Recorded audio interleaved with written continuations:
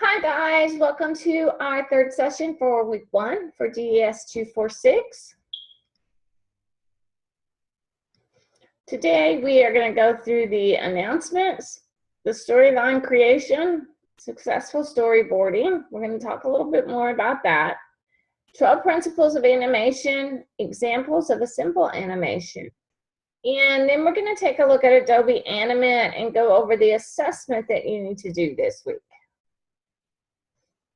Don't forget, the Student Success Center is there to help you guys. Christy is our learning coach. Her schedule has been posted in the announcements. I will be there on Thursday from 8 to 11 p.m. Mountain Time and on Friday from 8 to 11 p.m. Mountain Time this week. So if you need help with your storyboard or your assessment, feel free to come in and see me. Lynda.com is part of this class. There are some great tutorials to use. As a matter of fact, there is a tutorial for you to watch for your assessment. And it's a little more in-depth than what I'm actually expecting from you guys, but it gives you a great overview of Animate if you watch it and the things you can do and that sort of thing. Forming creative ideas.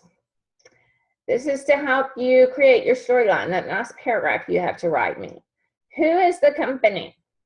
That's going to be your choice. Is it going to be a nursery, cafe, a bank, an animal shelter, anything like that? What is the product or service? Tell me what you're going to be selling or promoting. What is the problem? What is the problem? They don't know about the product or the service? Or are you giving some sort of social issue announcement? Anything like that will work for this class.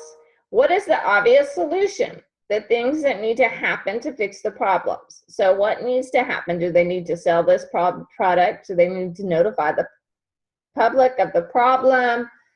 Things like that. Tell me how you're going to address the problem using your animation. What type of environment will you be using in your animation? This means more of, tell me what's going to go on in your animation. Tell me about the background. If you're doing a animal shelter, it may be inside the animal shelter. It may be outside. Just give me an idea of what kind of graphics you're going to use. Kind of give me a description of the environment your animation is going to be in. Every scene must serve a purpose. So this will help you create those scenes in your storyboard. When creating your storyboard, don't cut to another scene unless there's a reason to do so. Basically, what you need to remember is from scene to scene, things should kind of flow together, not just jump suddenly to something different. There should be some sort of motion that blends those scenes together. So keep that in mind when you're doing your storyboard and creating that animation. Things need to flow together, not just pop to another scene. You don't want to move the camera unless necessary. Now, it always gets confusing at this point because the reality is technically there's no camera. And there is a camera in Animate that will help you transition your artboards and things like that. But the kind of camera that students usually think about is like a video camera. Well, it's not necessarily like that. What it means by be careful of camera movement is because what your audience is seeing is they're seeing it like it was a camera. So when you go from an up view to a down view, you have to be very careful because not only do you have to make sure your graphics suddenly transform and are in proportion to the way they should be in the same perspective, which becomes very complicated. You also have to make sure that that movement isn't really quick to the point that they feel like they've gotten a little dizzy just watching the camera move suddenly. And watch for jump cuts. A jump cut is a cut from scene to scene that appears to pop. It usually comes from cutting from one angle framing to a very similar angle framing. This is very jarring to look at, as it will appear that things in your scene, like your character, will jump into their new position in the field. With Animate, and especially with beginning with Animate, usually this happens when you've accidentally moved your character one frame to another, and it's just slightly out of place. And when you watch it back, that character suddenly looks like it jumps forward just a little bit. And that usually happens because you've inadvertently moved that character in one frame and didn't move it in the next frame, and so he suddenly jumps to that new position. You just have to watch your animation and look for those things, because you've seen it so many times that by the time you're really checking for this, you really have to be specific with your brain and look for those specific things, like your character jumping just a little bit.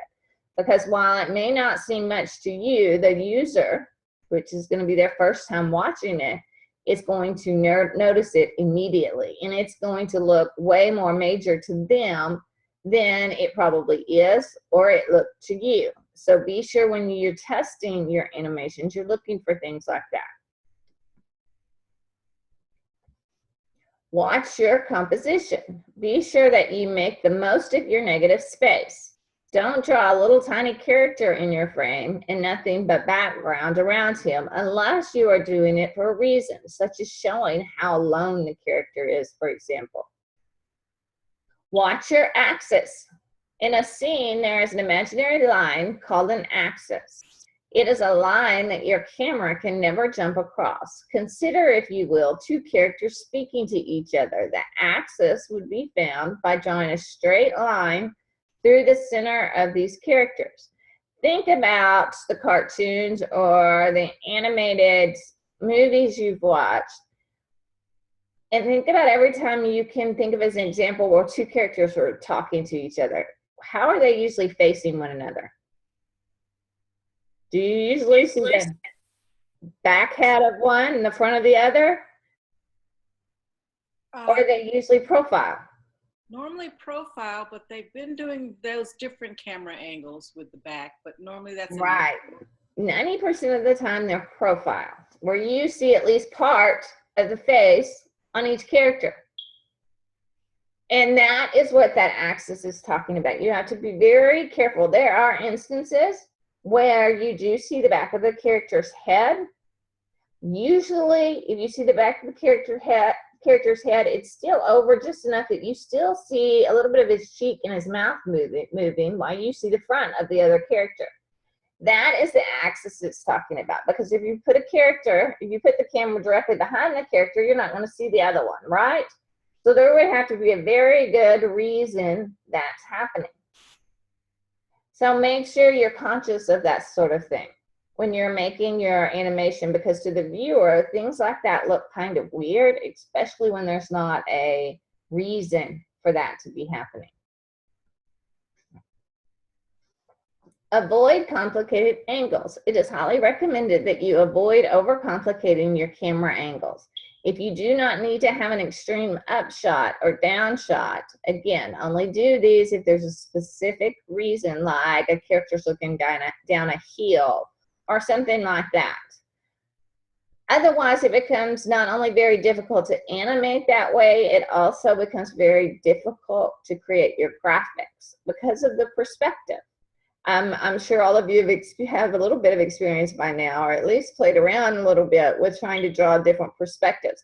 That becomes pretty complicated, especially when it's animation, because it's not just that one perspective, unless you're a video, is that one perspective the entire time. But usually that's not the way it happens. That animation moves around. So when you start playing with perspective, that means you have to draw the same shapes in several different perspectives, and getting them all correct and not looking funny gets very, very complicated and is very, very time consuming. Can it be done? Absolutely, it can be done. It just takes longer to do. Make sure your descriptions under your scenes are very clear. Chances are that your work will be done by more than one person than just yourself. So you want to make sure that anyone can understand what you want and what you have illustrated in your board. In the cases of doing small animated ads, what usually happens is the customer is going to come in, take a look at your storyboard, and he's going to take that storyboard back to his company. And then, of course, there's some sort of committee or group in his company that really truly is making the final decision. You may never meet those people, But he goes back to them with everything you've created to get everybody's okay before he tells you to move forward. So make sure those descriptions are clear, because it's likely he's going to take that storyboard and he's going to take it back, and he's either going to show it to his partner or a couple of employees or his wife or his kids, and depending on the size of the company. Well, it depends on who he shows it to, but that other person's really going to need to know what's going on in that storyboard, because you're not there to explain it. So make sure those descriptions are clear. Watch your continuity. One of the most common mistakes found in storyboards is the lack of continuity. You need to make sure that everything remains consistent throughout a sequence. Characters need to be in the correct position from scene to scene, and you need to keep track of where they move to. Props need to be all accounted for, and sizes of characters and objects in the background need to be followed closely. And this is probably the #1 most common mistake made. Even Disney makes it. Think about all the Disney movies you've watched. You ever notice that, and Beauty and the Beast is a perfect example. There is a candlestick in one scene, and in the next scene, they're in the exact same room, same environment, but that candlestick is no longer there. It's missing. And it's simply a prop. Not everyone notices it, but it happens. It's there. It's gone. So just keep track of those sort of things, because inevitably someone will notice it. Don't be lazy with your poses. A lot of people try to take shortcuts when storyboarding and put as few poses into their board as possible. It is less work when it comes to actually doing the animation. If you have already thought how each pose is going to be and sketched it out, you're one step ahead, and it'll be a lot easier when you're animating. This is especially true if you're using a character that walks, because walking is a difficult thing to animate to the point where it truly looks like that character's walking, like it's real, and he's just not stick walking, stiff legs, that sort of thing. Go ahead and start sketching out those poses, because then you know exactly what position your character needs to be in with each step. If you already have it planned before you ever get into animate, it makes it a lot easier to make that character walk and it look good.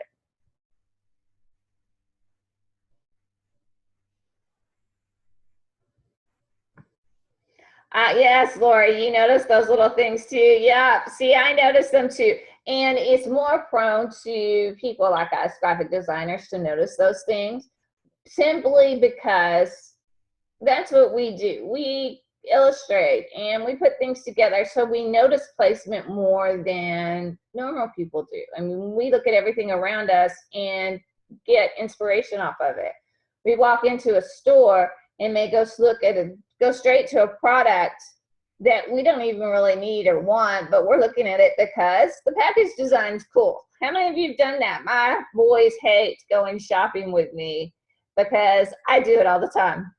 I'm off looking at something simply because it has a cool package, not because it's anything I need or want, but the package design is really awesome, so I'm looking at it.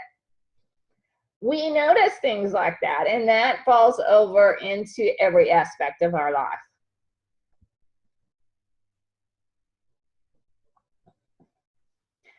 Okay, let's take a look at the poses, the 12 principles of animation. This is a very, very cute video, and it's great at demonstrating these 12 principles.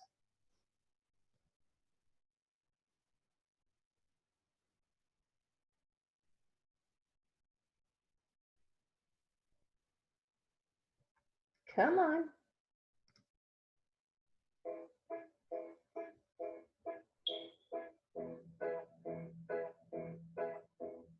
The following has been paraphrased from The Illusion of Life by Frank Thomas and Ollie Johnston. Squash and stretch.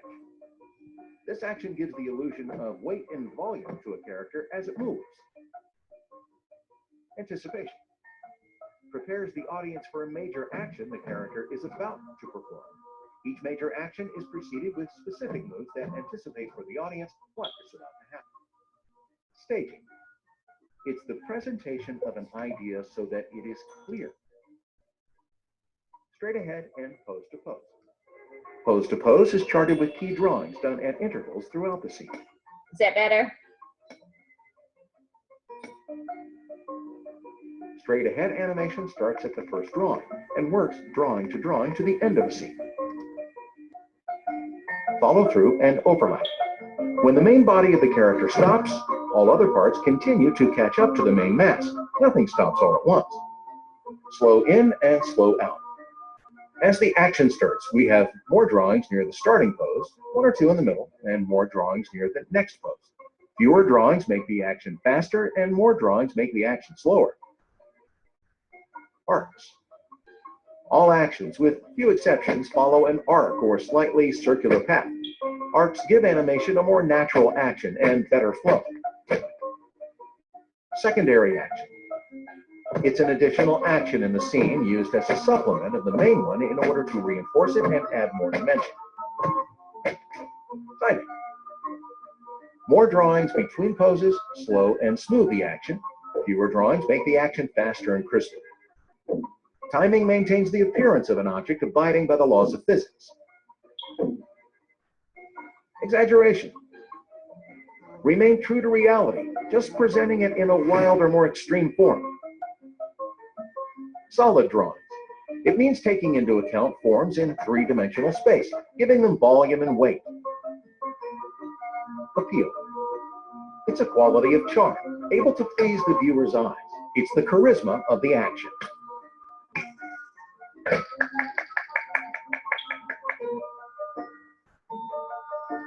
That is very cute. Video, who knew a cube could be so entertaining? But you get the idea. Sometimes really, from experience, the biggest thing are the little extras. Like you notice when the cube hit the ground, there was little sparks and those little things. And the exaggeration, those are the biggest parts of animation, especially when you're working with characters and things like that. Not so much when you're doing an animated infographic, but when you're working with characters and things like that, and those little extras and that exaggeration are what make the video truly entertaining. Okay, now taking into account the 12 principles we just went over, let's take a look at this animation and tell me what's wrong with it. There are intentionally things done wrong with this. See if you can point them out.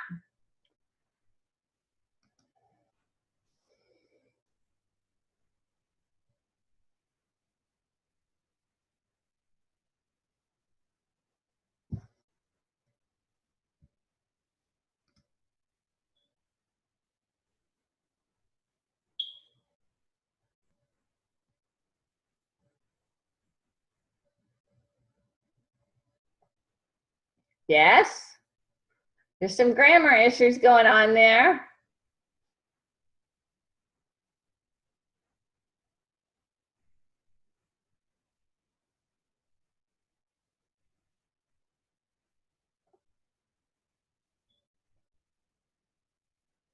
Exactly. The density of that balloon seems to be way more solid than the arrow, right? Which is backwards. That arrow has a bigger density than the balloon. Basically, that arrow probably should have gone either straight through the balloon or the balloon should have hung on the arrow, dragging it down, right? Yes, could you do that one more time though?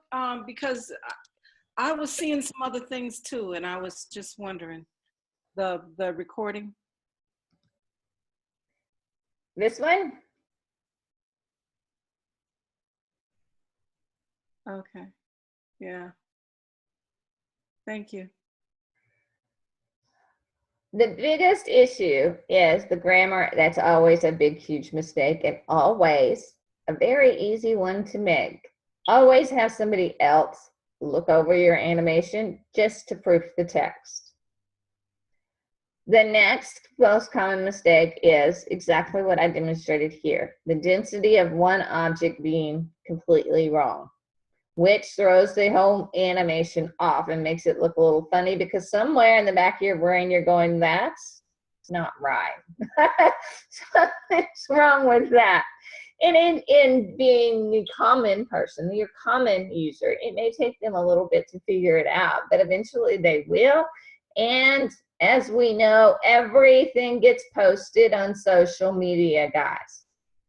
That means all the funny things that go wrong in an animation or with a design are likely to end up at some point on social media. Someone's going to say something about it. It happens. It happens to the most major companies all over. We've all seen it. So you just be careful and make sure you check your animations for things exactly like that. Having a word misspelled or the grammar being wrong or something just being off about it and there's no true reason for it to be off. Yes, the arrow bounces off the balloon. Well, we know that's not likely to happen, right? Unless for some reason that balloon is not actually floating and filled with concrete or something. Then the arrow may bounce off of it. But the balloons are not truly that tough. So to some extent, you have to have a little bit of realism in there as far as density goes. Okay, guys, we're going to talk about the new stuff with Adobe Animate. And this actually came out in 2015, but it's becoming more and more popular with HTML5, and that is the WebGL support. And you can publish fully interactive animations with scripting and audio to the WebGL format. They can run in the modern browser without a Flash player, and you can take advantage of the GPU accelerated hardware. Assets at your fingertips with the Creative Cloud library. Thank goodness. And before last year, actually it was 2016, Creative Cloud was not actually part of Animate.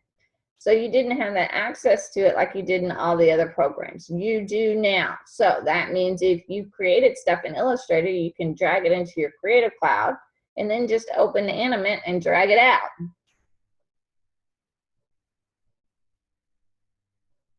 GPU accelerated hardware.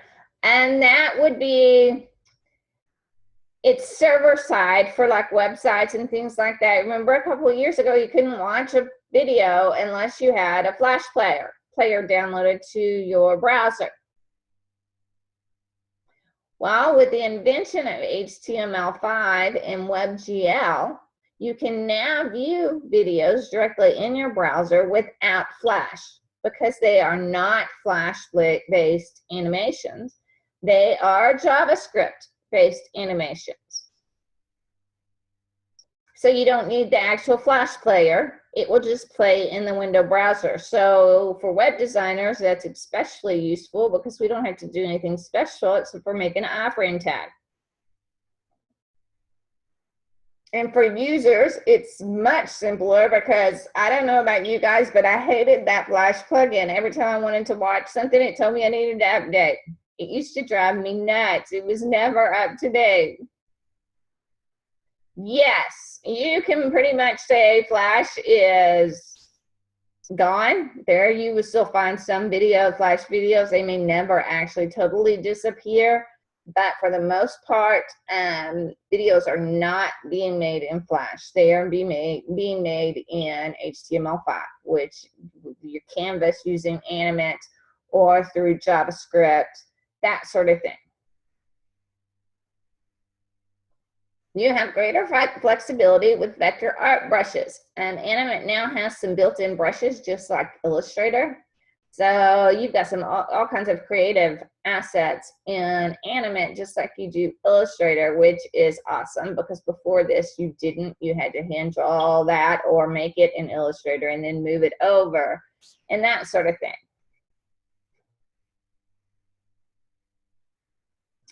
Colored onion skinning, which is very, very, very helpful for doing things like making wings flap or making people walk or sit up or crawl or even wave. The onion skinning comes in really handy because what happens is it will show you the original position of that body part or that piece, that wing, or whatever it may be, a flame. And then as you move it frame by frame, it'll make a different color to show you each position you were in. It's very helpful when you're doing the opposite, like hands or feet, and you have to do both sides or wings so that you get them even. You know where to move on each frame based on that colored onion skinning. And we will take a closer look at that because part of your assessment is doing a character with wings and making it fly. So we will be using that color onion skinning today. It easily syncs audio with your animation.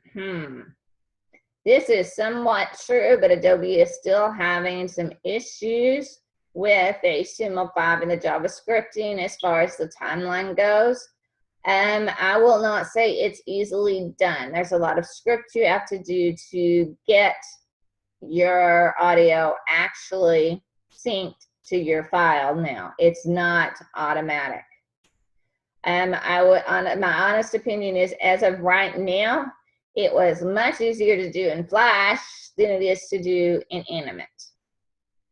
But you can control the looping very easily versus in Flash. The loop, making it not loop is very easy to do in Animate versus Flash. And there is so much more. There is a new camera tool out there that you can use, which you will be learning in GS 360 when you take the advanced class.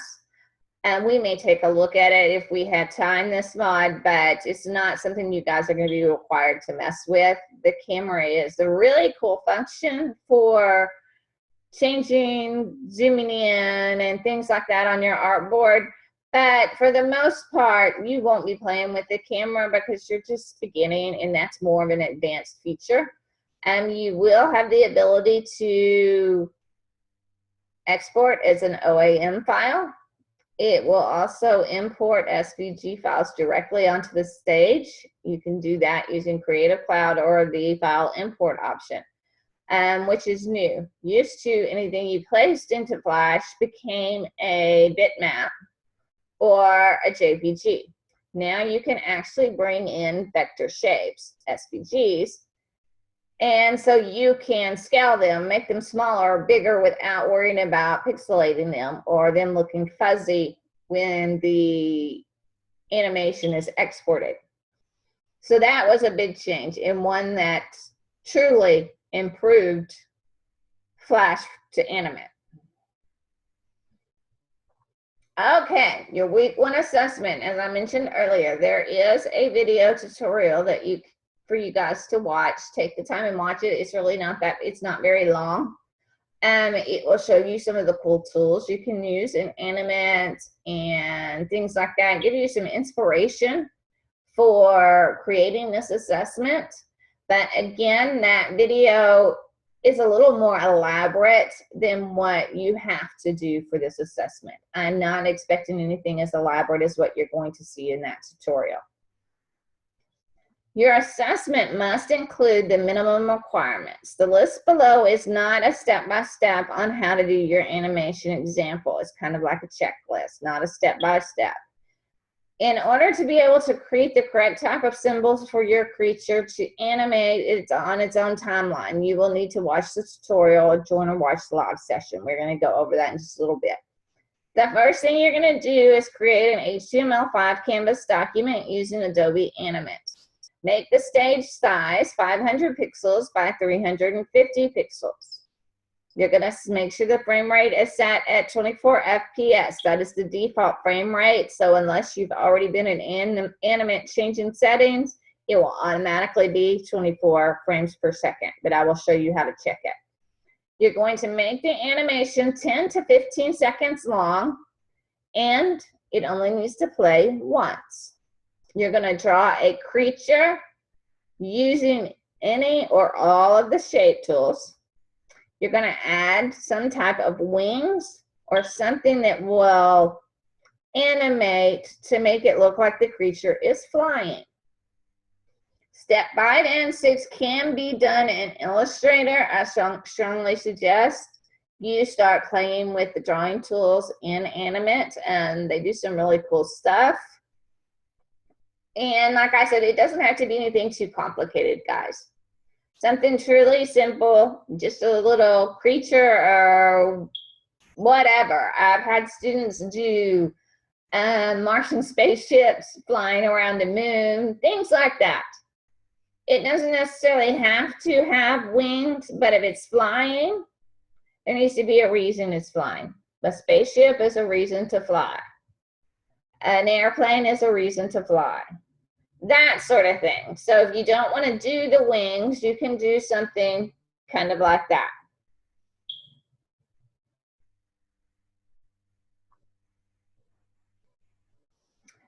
No, Belinda, it's definitely a little more complicated than PowerPoint. You're going to import or make your creature a symbol and animate the wings or whatever you draw to allow the creature to fly in and out in that timeline, in and out of your scene. Draw a fun background environment. The creature must either start off the stage or leave and come back on the stage. Animate the creature's symbol in the main timeline to move it at least 3 different directions. Animate the creature's symbol to do at least 1 loop. Your creature's face must orient to the loop's path. Animate the creature's symbol on the main timeline to either land or take off or bounce off the ground or floor of the stage. Add at least 1 ease in, ease out property on any of the required movements above. Do not use the character or background from the tutorial for your creature or your background. Create your own, guys. Doing so will cause you to receive no points for the assessment. So make sure you don't use any of the assets from the tutorial. Create your own. Like I said, it doesn't have to be anything too elaborate. Most of your time this week should be spent on your storyboard and coming up with an idea. So your assessment shouldn't be anything too elaborate. Expand on number 11, animate the creature or symbol to do at least 1 loop.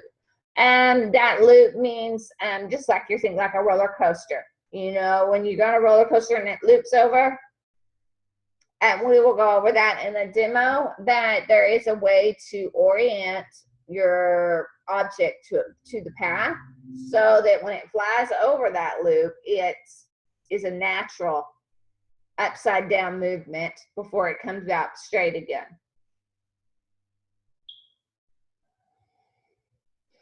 Okay, so let's jump over to our demo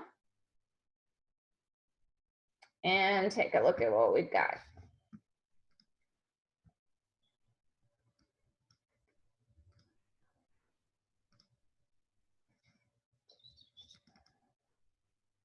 This is what Adobe Animate is going to look like when you first open your screen. When you get it all up and loaded, it's going to look just like this. And you can just simply click HTML5 Canvas right under the Create New heading, or you can go to File, and you can go to New, and it will open up a box and ask you what type of file you want to create. And you're just going to choose HTML5 Canvas, and your artboard needed to be 500 by 350. Is that what it said? Yes, 500 by 350. So I'm just going to change this to 500. My height to 350. Frame rate 24 FPS. Now, if you just hit create under the Create New heading and you do HTML5 Canvas, it's just going to open up an artboard. So in order to change the stage size, you're going to have to click over here in Gray Space, right beside your artboard. Click on your Properties tab, And underneath the property section, you can change the size and the FPS right there. That's where you can also check it, or you can check it at the bottom of your timeline.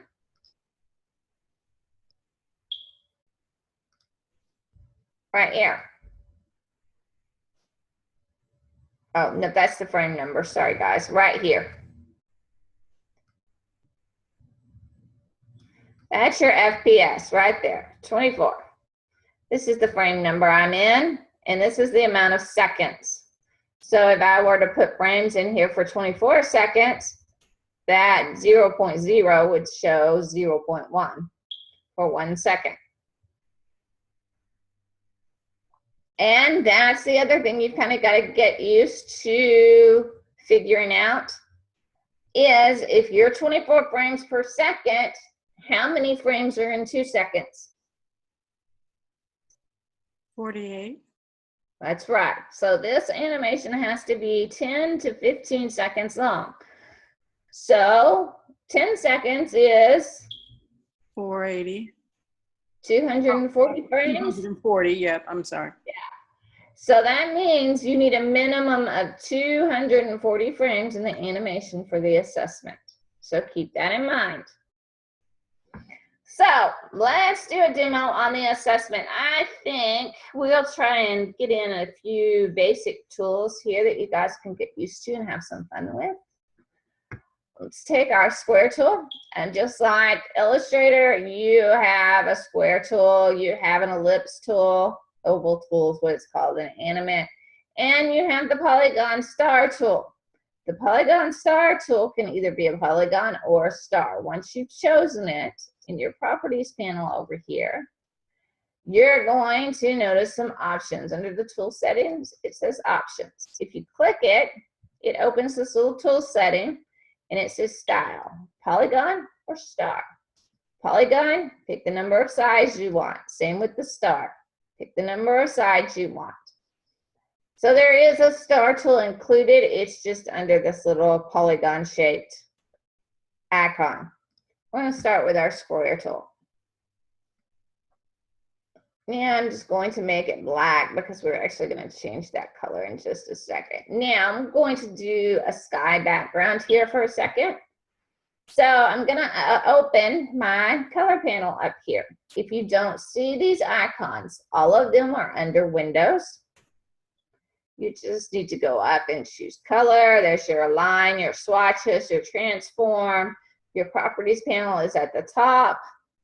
And your tools panel is where your arrows and all of that are, and your square tool and all of that. So if you don't see those when you open Animate, just go to Windows and click on Tools, and it will open them back up. I'm pretty sure they default to the actual other side of the screen, like in Illustrator. I have mine moved over here just because it's easier. But yours may be on the opposite side of the screen than what you see as mine, because mine has been set up to my liking versus its default setting. So in the color panel, once you have that open, I'm going to select this square first. Once you open that color panel, you're going to notice a little drop down. It says solid color. Well, there's a lot of things you can do in Animate in this color panel. It can be a solid color. It could be a linear gradient, a radial, or it could be a bitmap fill. If you were to choose something like bitmap fill, it's going to ask you, come on, I have a little rainbow spinning. It's going to ask you, this is basically how you could put a picture inside a shape. It's like an automatic masking type of thing in Animate.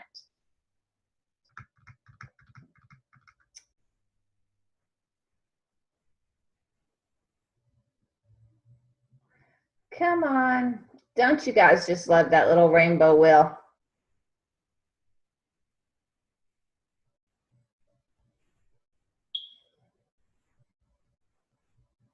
Well, I guess it's better than no response at all. Yes. But you could simply choose a picture to put in there, and it would load that picture into your background.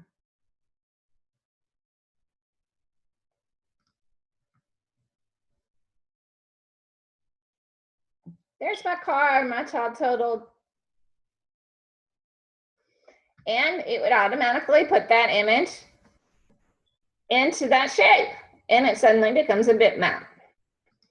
We're going to work with linear gradient though. And I'm going to switch the colors. So here's my white color. I'm going to click on that little white square that's right there and choose a blue color.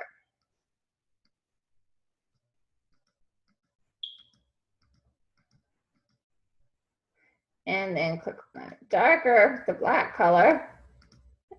And I want a better blue color like that. And so now,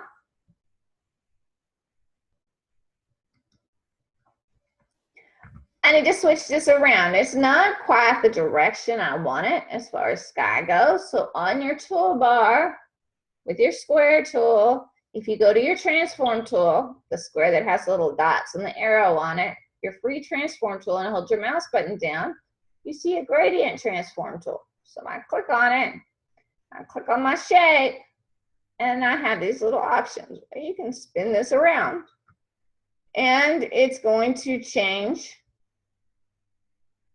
the direction of your gradient and allow you a little extra flexibility with it.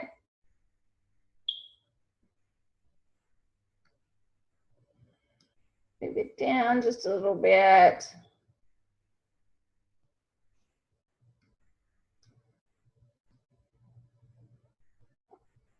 And so I get it just the way I want it. I think that'll work. And so now I have a bit of a sky background. So then I want some grass. I'm going to put some grass across here because I think in my animation I'm going to do a simple butterfly. It's really easy to make butterflies fly. So we can create a butterfly. Now, I do have an external plugin that I downloaded from Adobe, and you can download one too. I tend to use a lot of grass in my animations, and they have a grass brush that you can actually download, or you can use Illustrator to create the grass. I'm sure you've all noticed that in Illustrator in the symbols panel, there's actually a grass option where you can pull out the grass and build it. Animate has a plugin that you can download from Adobe specifically for grass. So I'm going to turn this a darker green color at first and make it a little bigger, not quite that big.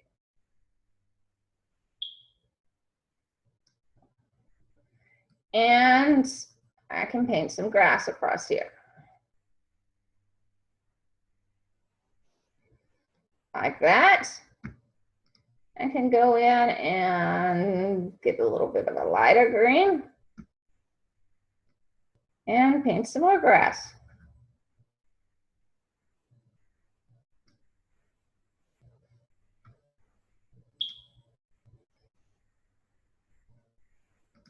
And then just kind of keep going until I have everything filled in the way I want it.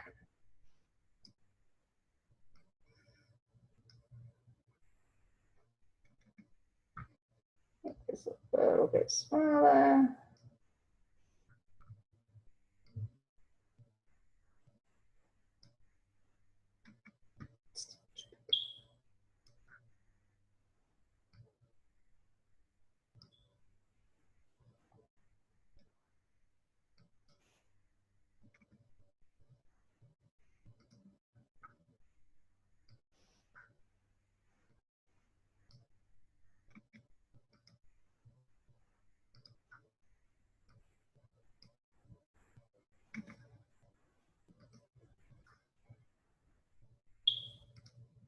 Copy that color.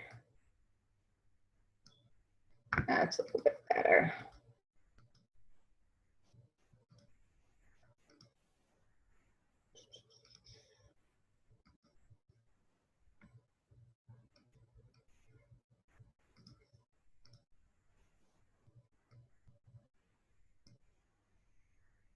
And I have a little bit of grass, a little bit of depth there. And we're going to call this my background. Now I need to do, so I'm going to lock this so that I can't move it around and make a new layer. It's just like the layers panel in Illustrator. Right beside your timeline is your layers panel. And your new layers icon is at the bottom. I'm just going to make a new layer. And I need to put some things in here, maybe make some flowers, things like that, things that I can animate, make it kind of look like a little wonderland going on. So I'm going to start with my star tool, options, my star, and I want it 10.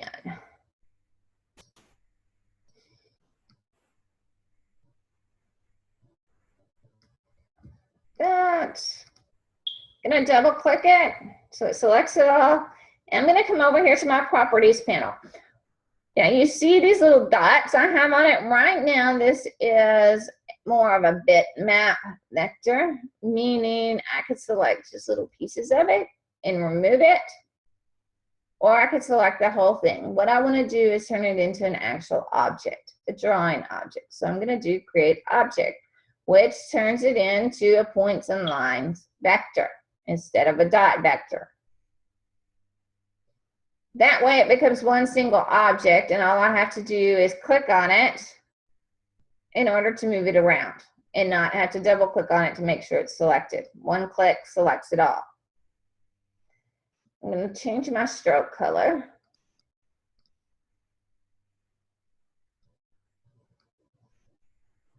And pull this down here. And I want another star.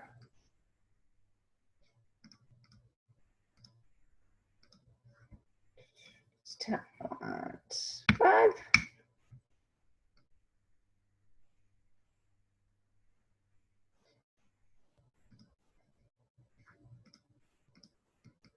And once again, turn that into an object.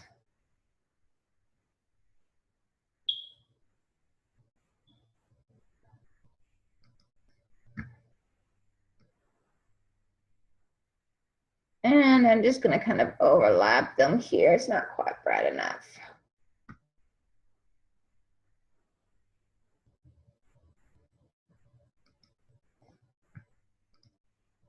There we go.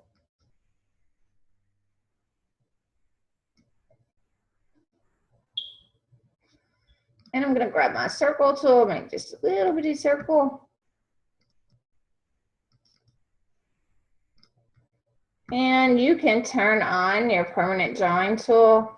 I'll show you how to do that.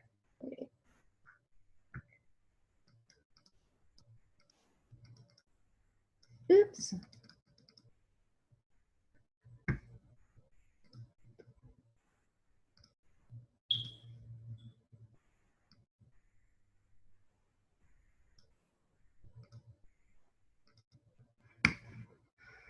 To turn on the drawing tool permanently, you can simply click drawing, and once you click object drawing mode on, it's going to turn it on. You can also do it by your tools down here. There's a little symbol right under the snap to object, little magnet icon. When it's off, it's just not pressed in. When it's on, it's pressed in. You can also do it from your properties panel by just grabbing one of the tools. So then I have a little flower I'm going to animate, but it needs a stem. So if you look, you have 2 different paintbrushes in Animate. One of these is called Paintbrush Tool, and one of them is called Brush Tool. The difference is your brush tool has limited options. You have your brush stroke here. You have a few different strokes you can choose from. If you click on your paintbrush tool, though, you see this little paintbrush icon, much like the one in Illustrator. It looks just like it. If you click on it, it opens up your brush library. And you've got arrows. You've got your standard arrows. You've got artistic, which are your inks, your paintbrushes, your scroll pens. You've got a decorative library, which has banners and seals, which come in very handy. You've got your elegant curls. You've got your text dividers. And then of course you've got your line art, which is your basic lines like you have in Illustrator. Your pattern brushes, which are borders, dash lines, decorative lines, your geometric lines, the novelty, your pattern arrows, and then you've got the vector pack, which are your hand-drawn. I've used these to make grass before. This brush is an excellent grass brush. And so you have quite a few things that you can use here to help create whatever it is you're drawing. I'm going to go to the artistic and I want something specific. First, I'm going to draw my stock. So, I think we will use this one. And I'm going to zoom in here just a little bit.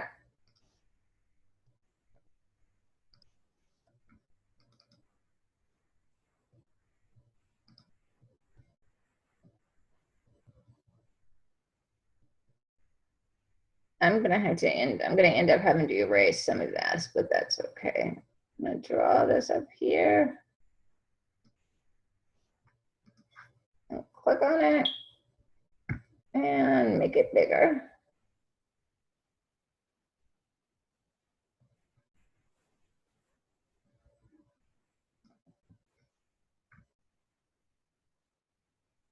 I think I'll flip it around. So I'm going to grab my free transform tool, click on it, flip that around. Yes, I think I like that better. Make it a little bit higher and select all of that and bring it to the front. Same as Illustrator, arrange, bring front. As long as it is an object, you can bring it to front or send it to back. But if it is a dot vector, you cannot bring front and send back. It has to be an actual object. I'm going to move this around just a little bit. Now, in Animate, your transform tool will scale evenly.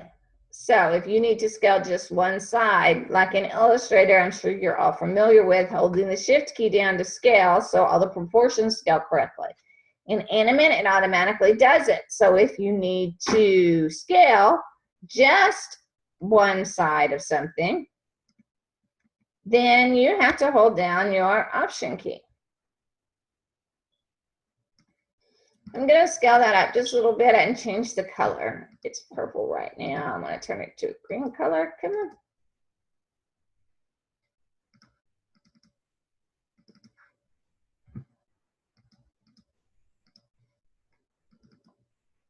Come on.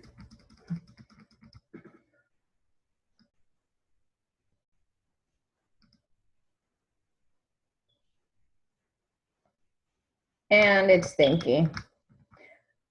I may have to break it apart. There we go. Now let's make it an object. See if that will let me color it now. Some of the brushes are a little picky as far as what they'll let you do. But for some reason, my stroke isn't open.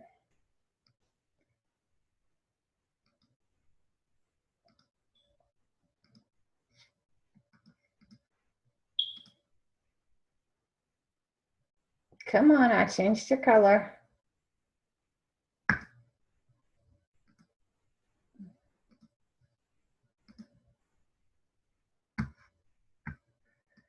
And I'm going to have to bring all this to the front again.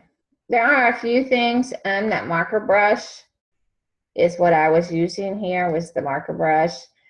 It seems you have to expand it before it's going to let you recolor it, which was this little tool right here, expand the fill. And then I just turned it back into an object after I colored it. So now I want to add a few more things to this little stock here. So I'm going to go to my paintbrush, go back to my brush libraries, and go to my charcoal.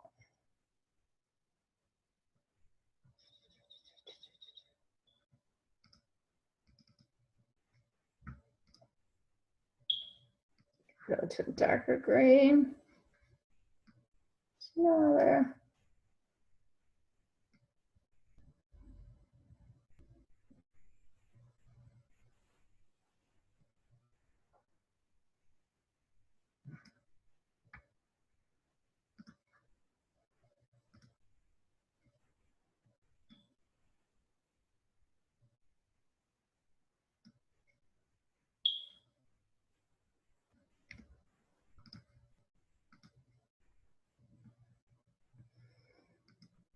There we go. That's a little bit better. So basically, you're just going to go through here and make some odd things. We need to make some clouds, that sort of thing. So I'm going to name this my flower layer. And make a new layer because I want to make some clouds. Easiest way to make clouds is, of course, using your circle tool. I'm going to turn this white and turn the opacity to 100%. Turn my stroke off. And I'm going to turn my object drawing mode off because I want to combine the shapes. So as long as I'm using a dot vector, guess what? The shapes automatically will combine if they're the same color. So I can draw a circle and draw another circle, draw another circle, and then click on them and it's one shape instead of multiple shapes.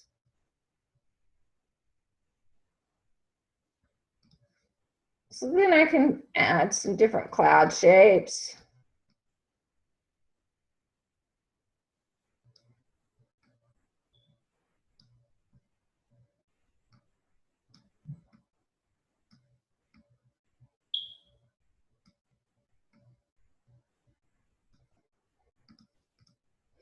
And I will go back and turn them into objects instead of vector dots and spread them out. We're going to make those move a little bit, but other than that, they're just kind of going to be up there and they're a little bright.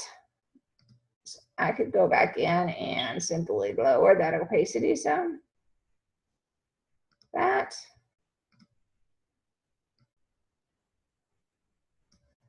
And make them blend with the background a little better. And then of course you're going to need a butterfly. I happen to have a butterfly already done, but with your shape tools it would not be that difficult to make a butterfly. Like I said, it doesn't have to be anything elaborate. So you could use your shape tools to build your butterfly.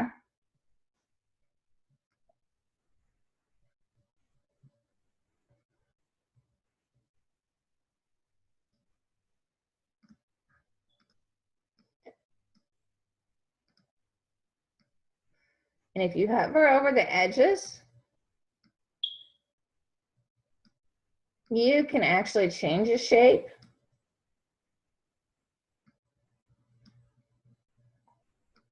To make it more of the shape you want. You will see your cursor change to a little swivel, a little round partial circle. Sometimes it'll change to a straight line like that, or a 90-degree angle line, which means you're on a direct side, where basically usually that means that's where the shape has bonded together. And you can move things around. So we've got a basic butterfly wing there going on. So now I'm going to select it, turn it into an object, and I'm going to copy it and paste it, and I need to flip it around. I'm going to go to Modify, Transform, and I want to flip it horizontally, so it's backwards like that. So we've got more of a butterfly. I haven't colored its wings yet, but we're getting there. I need a body. So I'm going to draw its body.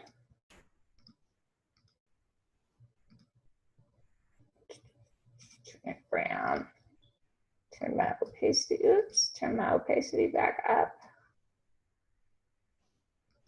And make it a shape.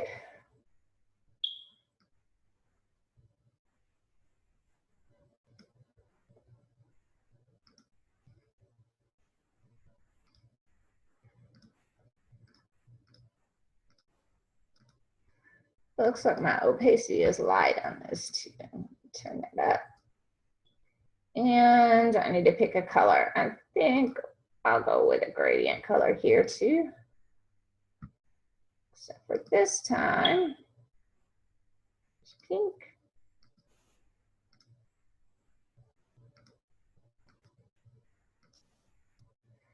I'll have to switch these two colors around though.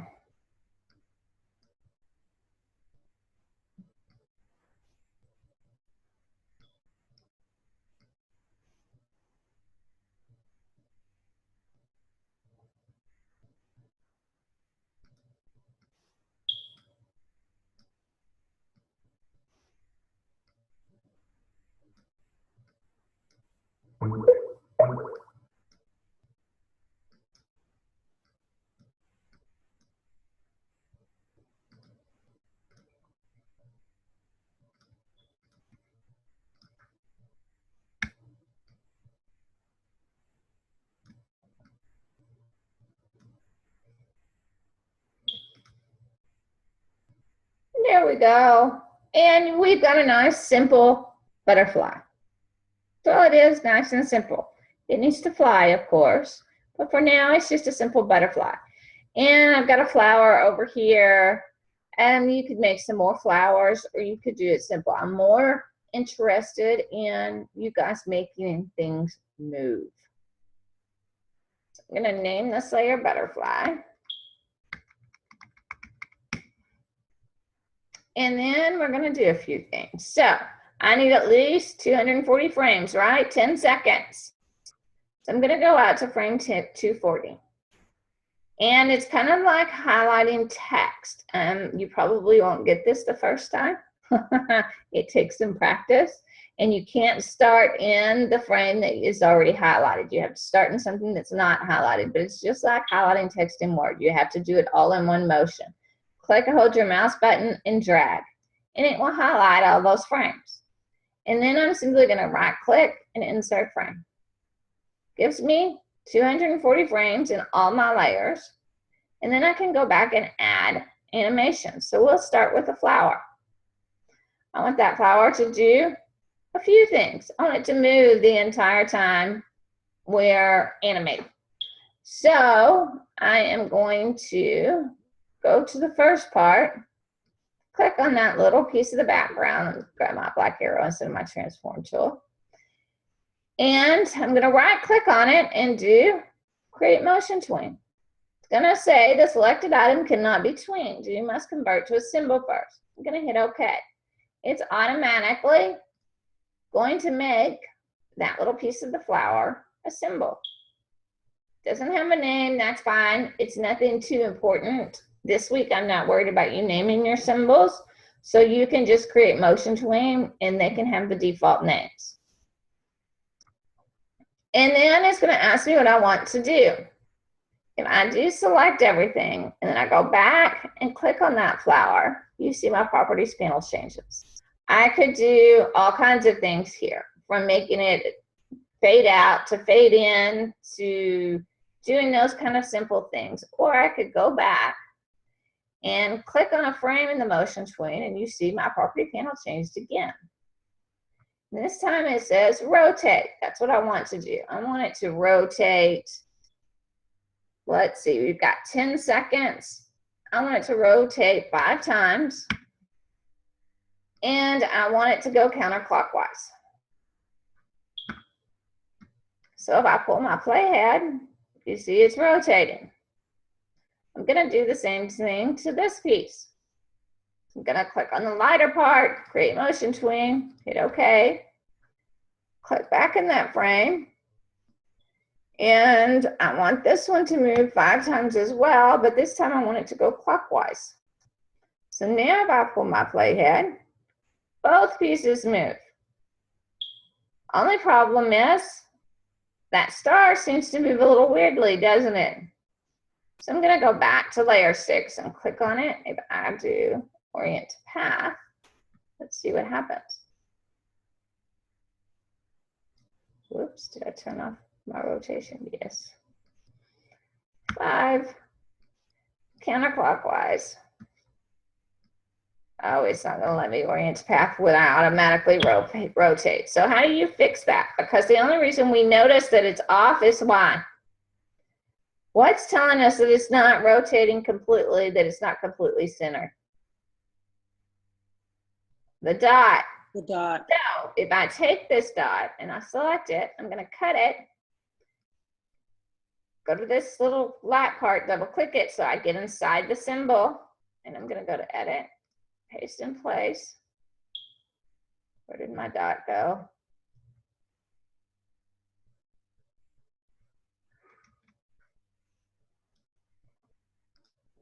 Edit. There it is. Pull it over here to this flower and center it up like that. Go back to scene 1. And now it looks much better. It's still not quite perfect. So what I would do is select all of this, minus the stock, and go into my transform tools, my alignment tools here, and I want to align these objects together. There we go. Now, if I turn them, that's much better. So now I have a moving flower. So now I'm going to lock those layers so that I can't accidentally move anything on them. And our next layer is, that's the stock part of the flower, our clouds. So I need to make my clouds move. I'm going to grab them, and my mouse likes to move my animate screen. You guys are going to have this trouble too. It is some sort of bug with Illustrator because I don't have this problem in any of the other programs but Animate. And I'm going to click on these clouds. First thing I'm going to do is make sure I'm set at the exact same opacity. Now, instead of just taking the default, I'm going to show you how to actually make a symbol so you can name it. All you have to do is go up to Modify, Convert to Symbol, and it's going to open the symbol box. I'm going to name it Clouds. And instead of a button, because it's not a button, it's a movie clip. I'm going to hit OK. And then in your Libraries panel, you'll see that new symbol. There's the clouds. And I need to make a motion tween out of them. So I can right-click, create motion tween, and it's going to say, okay, well, when you're actually creating a motion tween where you're going to determine the movement, you have to remember to move your playhead. So I've got 10 seconds. So I'm going to say every 3 seconds, I want this to move. Every 3, let's go every 2 seconds. So if I go out to frame 48, and I grab these clouds, I want them to swing back this way. Like that. Now, this is a good instance of where your onion skinning can come in very handy. If I go down here to the bottom, to these little icons down at the very bottom of your screen, you're going to see the onion skinning options. One of them is onion skin, one of them is onion skin outline. The onion skin will look just like that. If I pull this little blue bar back, I want it to skin all the way from frame 1. It shows me where that cloud was originally.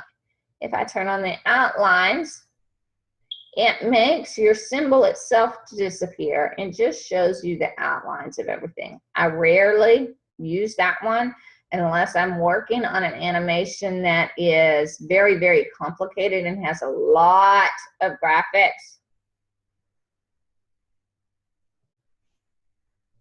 So I'm going to just turn back on my solid onion skinning so that I can see where I originally moved from and go out 2 more seconds. So let's see, that was frame 48.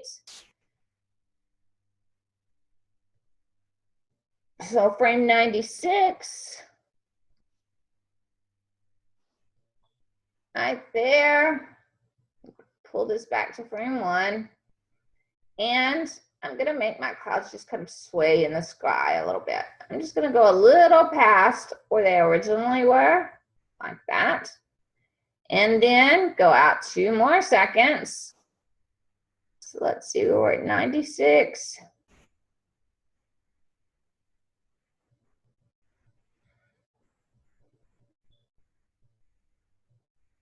144, thank you.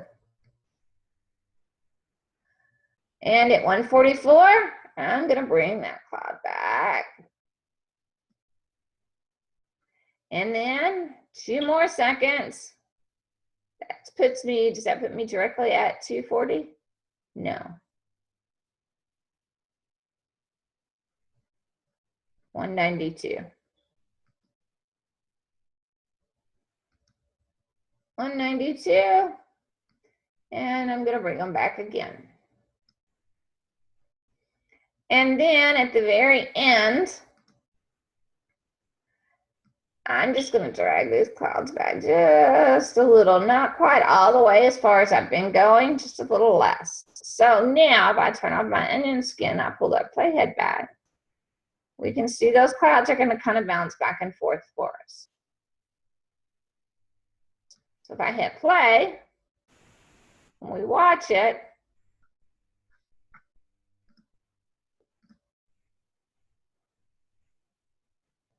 they just kind of sway back and forth in the breeze there. And you can see every spot where I changed the direction of those clouds, it made what is known as a key frame. It's a little black circle on that frame to tell you this is the frame where you moved those clouds. And you moved them again here. And so between this dot and this dot is how long it takes the clouds to get from point A to point B. And you see I have dots all down that motion tween. So there's my clouds. The next step is our butterfly. I'm going to select it, modify, convert to symbol, call it a butterfly. Because we need to do 2 different motions on this butterfly. Not only do we need it to fly and make a loop, we also need it to flap its wings, right? So in order to flap its wings, I'm going to do what's called a nested tween. I'm going to double click on that butterfly so I get inside of it. And I'm going to go out 24 frames, 1 second, and insert frame. That gives me 1 second worth of motion. So basically it's going to fully flap its wings once every second. I think that's going to be moving a little too fast though. Let's go out to 48. That gives me 2 seconds. I think that'll work better. I'm going to select the first wing and do create motion tween. Hit OK and let it do its default symbol. And turn on my onion skinning. Drag that all the way back to 1, and then I'm going to go back to frame 24. I'm going to grab my transform tool. This little white dot is your target. This basically tells Animate where you want to scale that shape from. If it's in the center, it's going to scale absolutely proportionally. I want to make sure that the part that's connected to the butterfly body stays there. So I'm going to pull that dot all the way back to the line. And I'm going to grab the outside and I'm going to scale this wing all the way back like that. And then go out to the end, frame 48, and scale the wing all the way back out like that. So now, turn off my onion skinning. Look at that. And this animation, this nested tween will loop the entire time that butterfly is on the artboard. So even if it's 48 seconds long, it could run for 30 seconds because it'll just keep looping. So it'll keep flying and flying and flying and flying and flapping its wings as long as it's on the stage. So now I need to do the other wing. Motion tween, okay. Turn my onion skinning on. Go back to frame 24. Move my little white dot. Pull that wing up so that we match the other side. There we go. And then go out to the end and pull that wing back like that. Let's see what we have. Much better. So let's go back to our scene 1, which is our main stage. Now, if I were to hit play in here, you're not going to see that butterfly flap its wings. It's going to be perfectly still. You cannot see a nested tween when you're testing inanimate. So I have to go up to Control, and I'm simply going to click on Test. And then I'm going to switch over and show you guys my browser so that you can see it.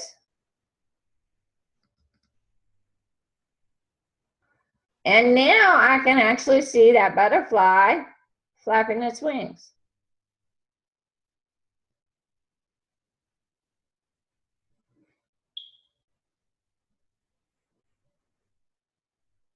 And it will keep going and going and going as long as I keep it open. Because that nested tween will automatically loop. And it will just keep looping while the object is on the stage. So let's close this and go back to animate. And now my clouds look a little bouncy, way more bouncy than I want them to look. So I'm going to click on this first little keyframe. I'm going to double click it. And it opens up my ease options. I'm going to add ease. And let's do slow.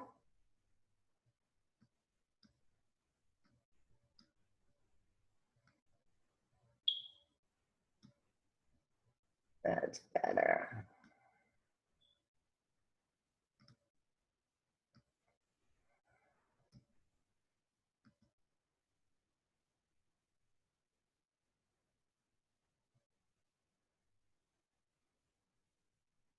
That's much better. They're not quite as bouncy now. You just pick a keyframe in that motion tween and double click it, and it opens up or closes your ease options. And then down at the bottom, you will see add ease. And it will give you options. What kind of ease do you want to add? A simple ease, or you can do other. You've got all kinds of stop and start, slow, medium, fast, bounce and springy. You've got your other eases, your sine wave, your square wave, random, all kinds of things like that. I have a question. So with the eases, could you let me see what random or something else would look like if you put it on there? Like what does that mean? If we were to, let's say I put a bounce ease on it. Let's look at the difference.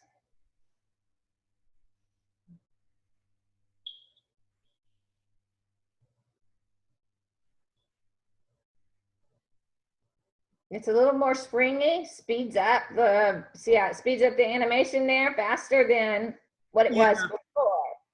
So it makes it a little more bouncy, so to speak. So there's all kinds of different stuff you can do there. If I did a spring on it, it would do that. Don't want that.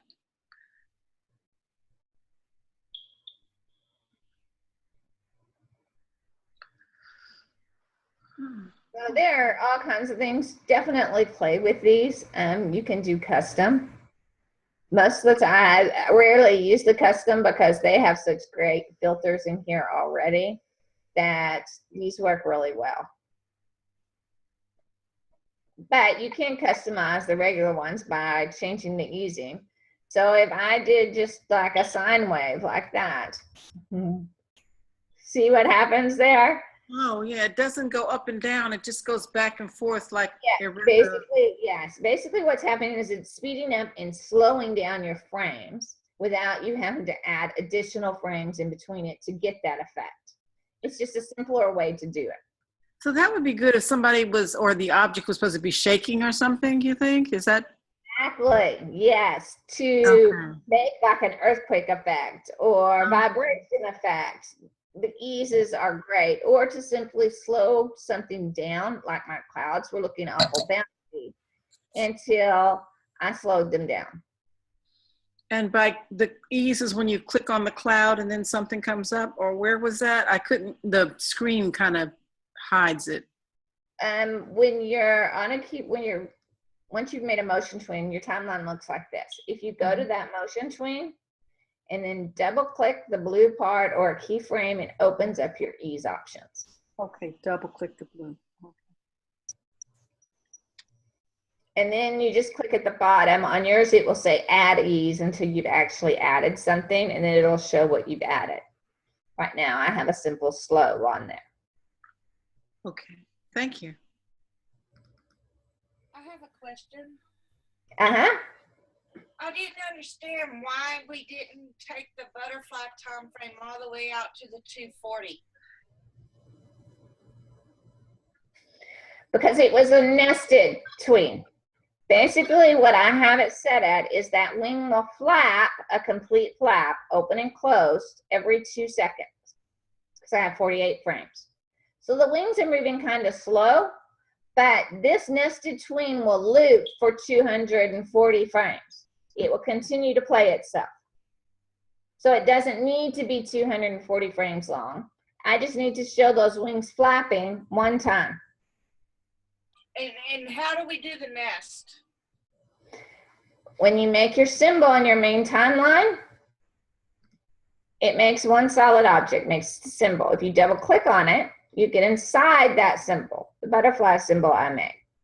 And this is where I made the nested tween for just the wings.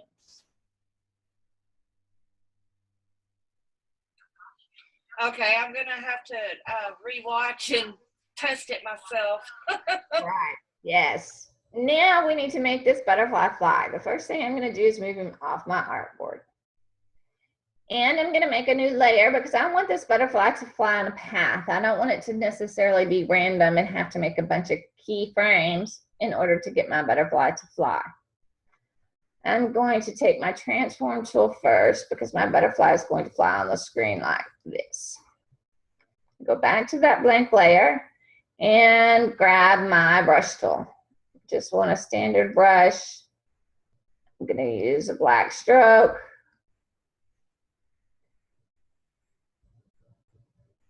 Do I have a pencil tool? Oh, there's my pencil. I'm going to use my pencil tool. It's much easier. Turn my stroke up a little bit so I can see it. And I'm going to draw a line starting at the top of that butterfly. And I'm going to make my butterfly fly around. It's going to go down, go up, and he's going to do a loop. And then another loop, and he's going to come back up. Oops. And off the screen. My line's not perfect. There's a little jagged in there. So what I would do is take my black arrow and fix those little pieces and put them back in line where they're supposed to be.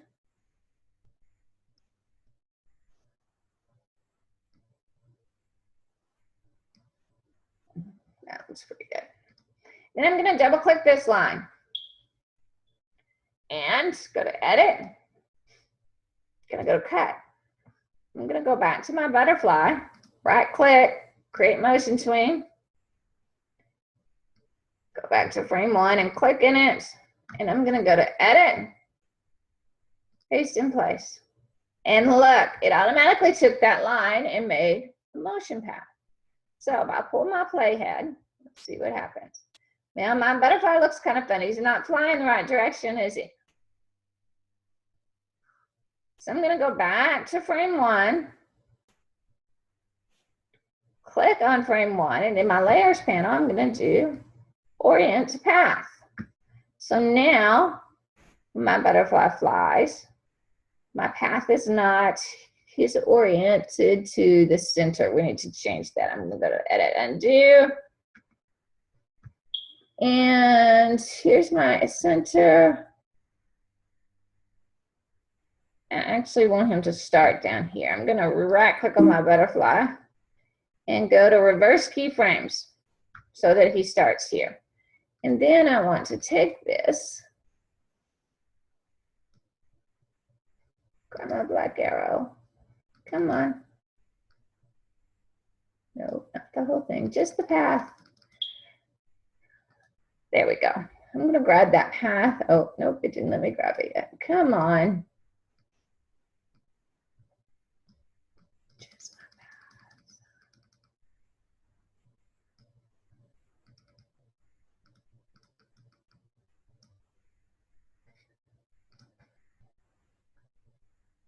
See if my white arrow will let me drag the whole thing.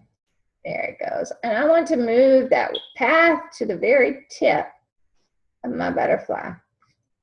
Transform tool. No, just the butterfly. I'm gonna move my white dot to the top, and you can see it moves my path to the top. So now, if I fly him, still not quite right. So I'm going to turn on my orient path, and let's see what we get now. Much better. Now he follows the path the way he's supposed to. That white dot in your transform tool will allow you to change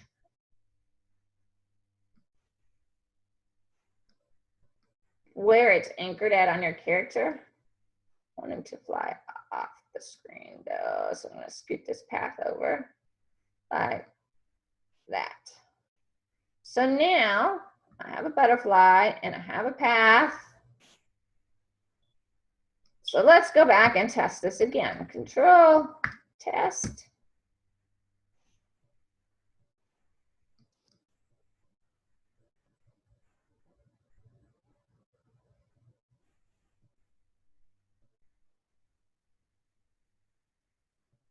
Now my wings look a little too slow, don't they?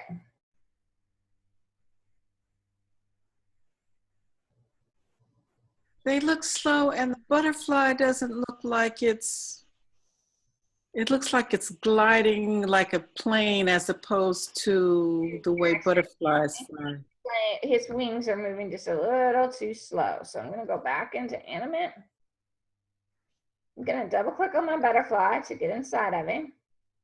We have these frames here. I'm going to select both layers by holding down my shift key and selecting them. Matter of fact, I'm going to go ahead and do all three layers. You can select them all. If I go hover over the end, you see my cursor changes. I'm going to pull this back. Looks like Animate's going to make me do it one at a time. I'm going to pull it back just a few seconds. I don't want to go too fast. So I'm going to pull it back to like frame 38. I'm just going to pull all of these back.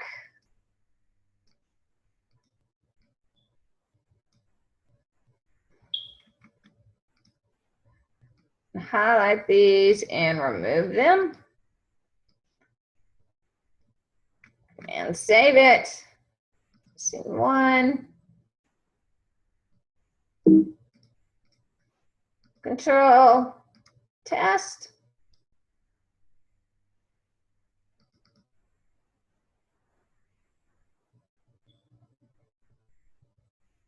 That's better.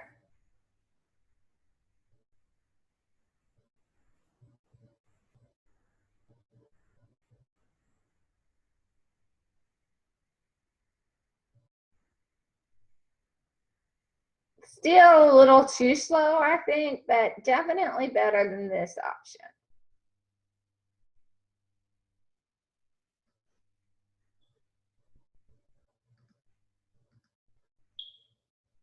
So let's go back to animate and speed those wings up just one more time. Oops. Butterfly, timeline. I'm going to scoot these back just a little bit more. Highlight those and remove them. And let's test again. You're going to spend a lot of time testing, guys, but the more you test, the more likely you are to end up producing something that looks good. Now it looks much better.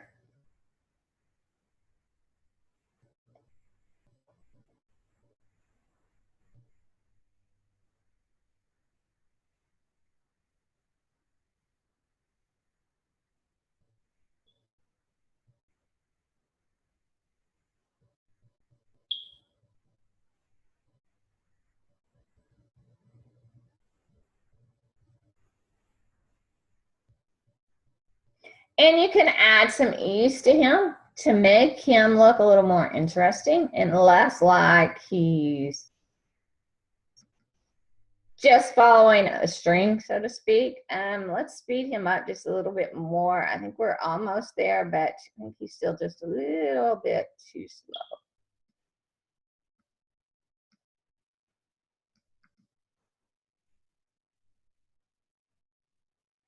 I'll move frames. Now And back. what we're moving back is what the keyframe for the where the flutter is supposed to happen. Is that what we're moving back?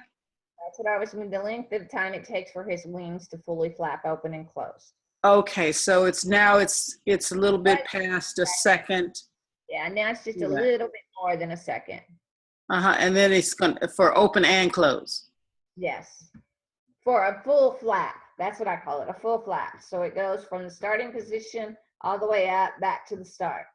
Otherwise, if I was to stop it here, what would happen is he would close his wing and then suddenly they'd be open.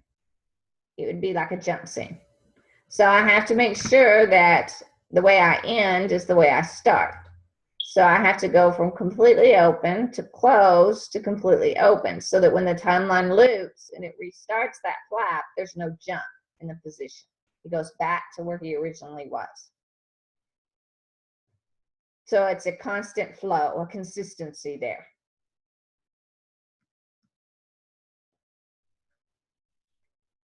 So now I have my butterfly. I'm going to double click this layer, open up my ease, and let's do stop and start. Slow. Oops.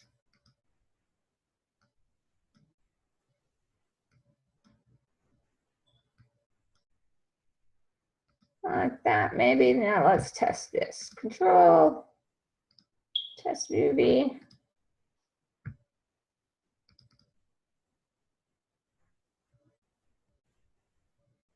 That's a little better. He's not constantly flying. He kind of stops. He flutters his wings a little bit.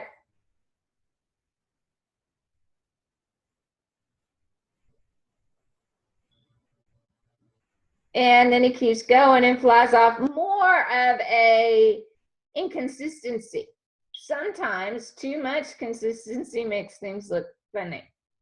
So that's where your ease and stuff comes from.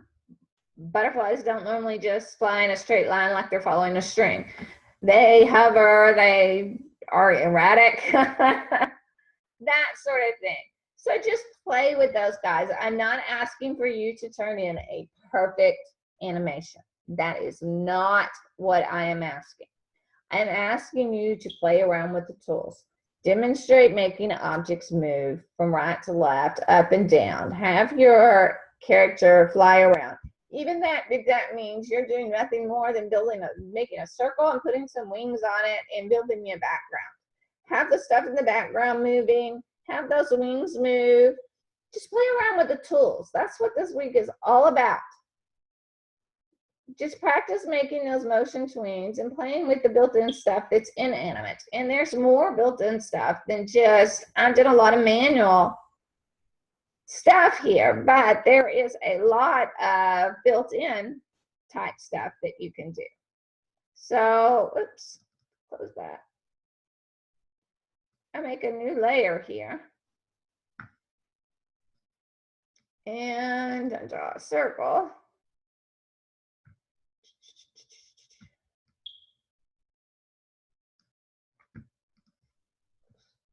Click this.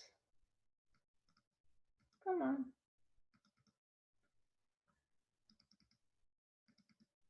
There we go. Get an object. I'm going to turn off the stroke.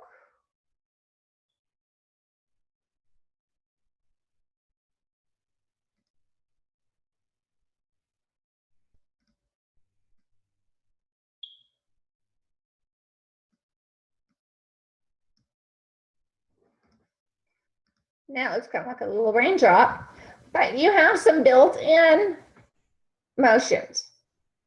Under your motion presets, you can go to Windows and They are under. Is the edit bar? No. Nope, it's not the properties. I'm trying to remember what toolbar this is controlled by. It should automatically be there for you. If I'm not mistaken, they're automatically open. There's your motion presets option if it's not, though. You can click on it and it's going to say default presets. If you open that folder, you get all kinds of stuff. You've got the bounce in, the bounce out, the bounce swoosh, fly and blur.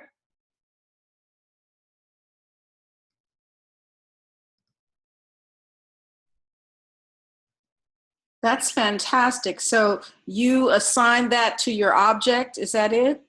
Yes. I'm looking for one. Let's see. There's the pulse. Small bounce. We've got smoke, text scroll, wave.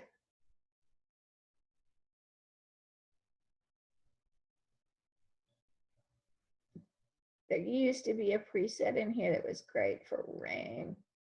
I don't think they have the blur bottom, blur left, blur right. There's the blur top. Let's try that one. And as you can see, what's going to happen is it will automatically set your timeline.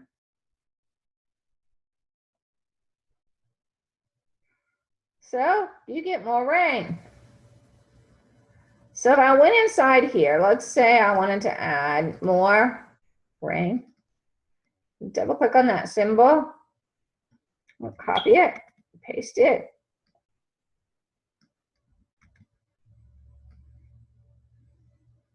Make a bit of a pattern and then copy. Oops.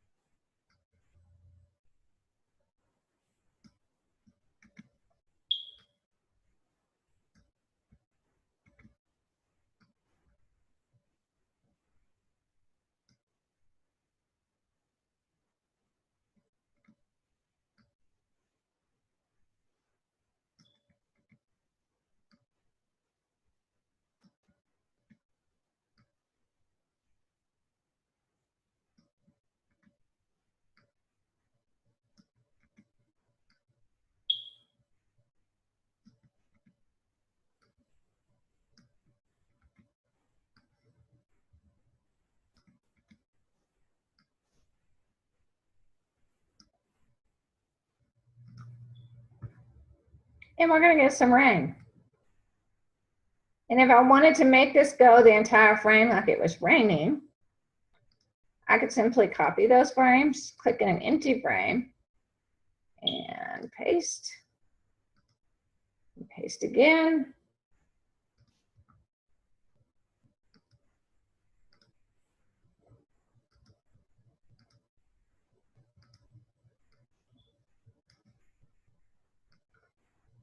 Copy all of these. Oops.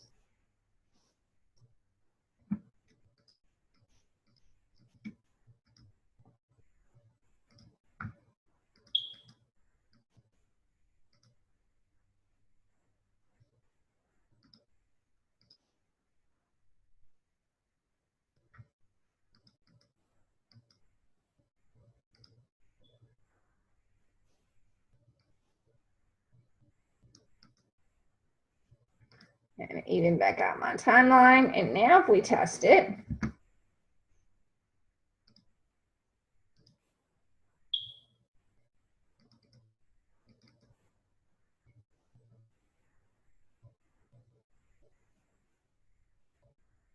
you would kind of get rain. Now I would do this definitely differently if I was actually making rain, but you could use that motion tween inside a nested tween so that it would overplay and overplay from the exact same spot and you would get multiple drops of rain basically. Absolutely, Lori. But you get the idea. You can use those built-in motion tweaks if you want. I would like to see you at least build one of your own motion tweaks, because that's what you're going to have to do for your advertisement. Is you're going to basically be having to build your own, so to speak. So while you can use the built-in motion tweaks, try and do one at least on your own.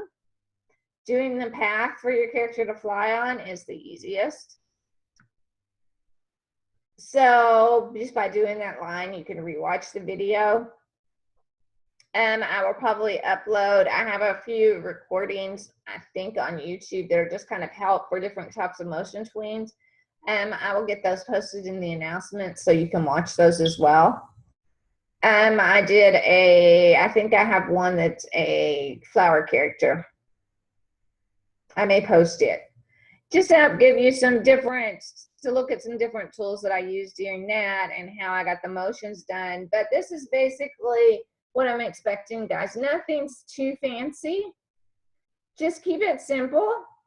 And don't spend too much time on it. Spend most of your time on your storyboard. That's the most important part of this week, is getting that storyboard ready, because it's going to be what guides you through the next 3 weeks. So spend some time on that storyboard, and then just do a simple animation for your assessment. Just make sure that your character flies, either by flapping its wings or because it's in something that's supposed to fly, like a spaceship or an airplane or something like that. Make sure there is a reason for it flying and it's not just magically flying. So either do wings or do an airplane or a spaceship or something like that with your character inside of it. And then just make it move along a path, do the little loop, make your background stuff move a little bit, kind of play with it. That's what I expect to see this week, is you guys just kind of playing with the motion tweens and seeing what you can do. It's not necessarily that the animation has to tell me a story. It's more, I want to see that you've played with some of the tools, played with some of the different motion tweens, that sort of thing. Make sense?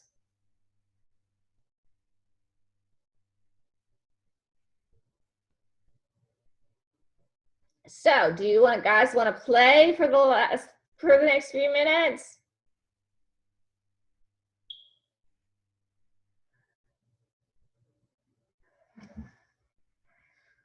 Okay, well, I'm going to start a new artboard then.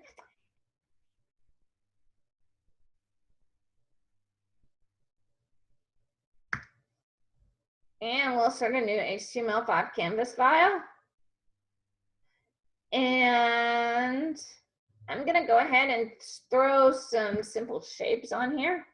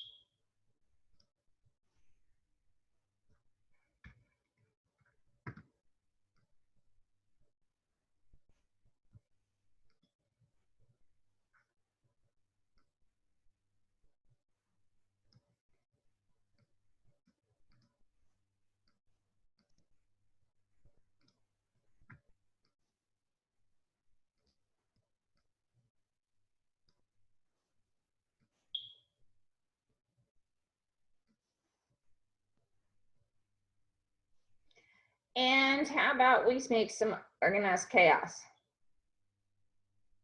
Sound like fun? I'm gonna go ahead and we're gonna do this for 10 seconds. So we'll do 240 frames. Go back to frame 1. And I want to make all of these objects for you guys real quick.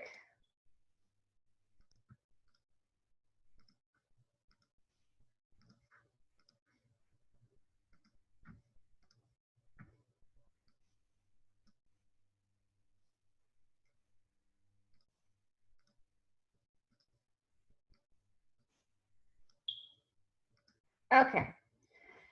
Who's my first volunteer? Basically, guys, what we're going to do is just make some organized chaos. The stuff on the left needs to go to the right. The stuff at the top needs to go to the bottom. The stuff at the bottom needs to go to the top. And we're just going to do some motion swings to kind of move this stuff all around the stage and make some chaos. So we're going to create some simple motion swings.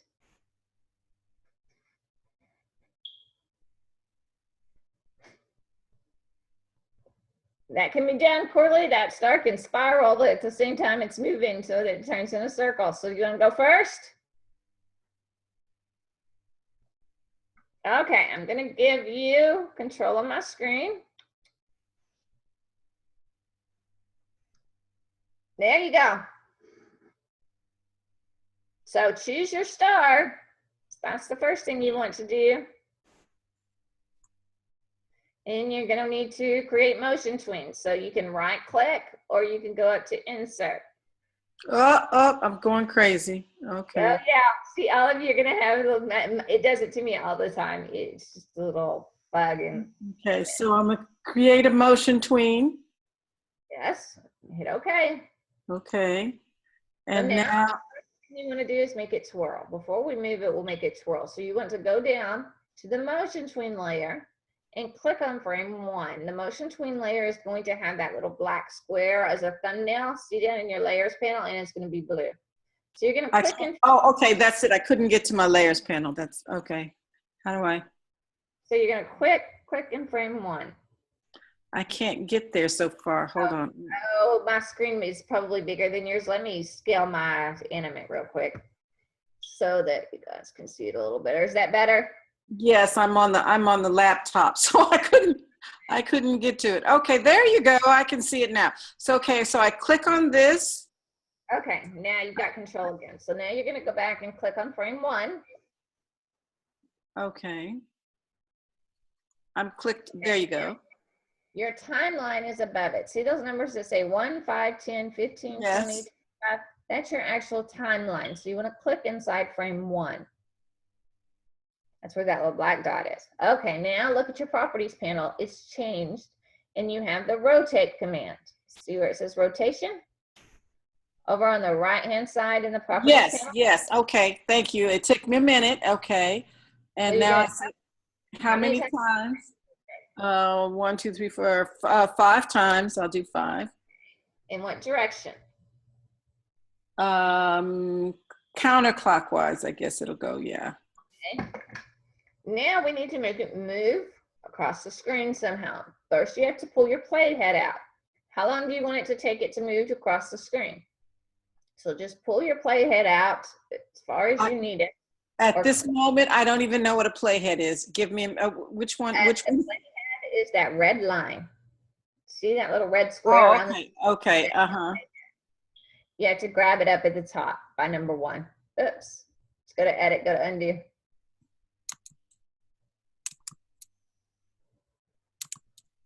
There you go. Okay, so grab it up here and pull it where you want it, how long you want it to take to get across the screen. Right now, you're at less than a second, 0.4 seconds, as a matter of fact.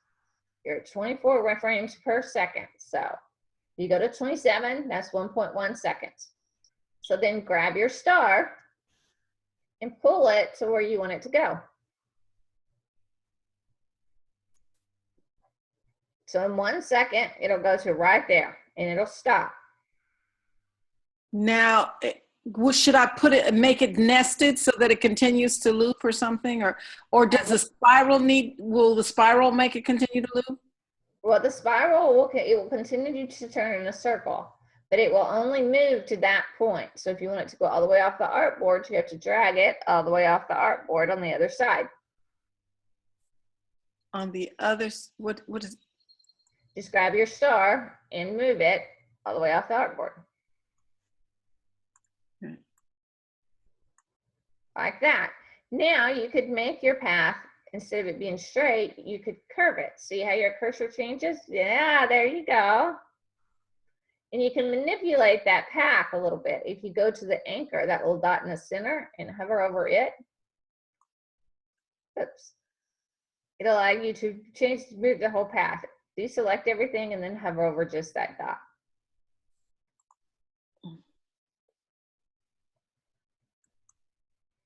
Oh, you don't have to click on it. You have to kind of. Oh, I hover. just have to hover. Okay.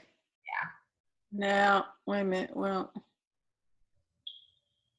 I wanted to make it up and down. How do I do that? Deselect everything.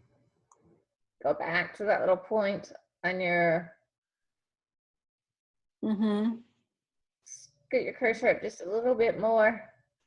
Oops, go back down. Now, hold your mouse button down. And Okay. drag that up.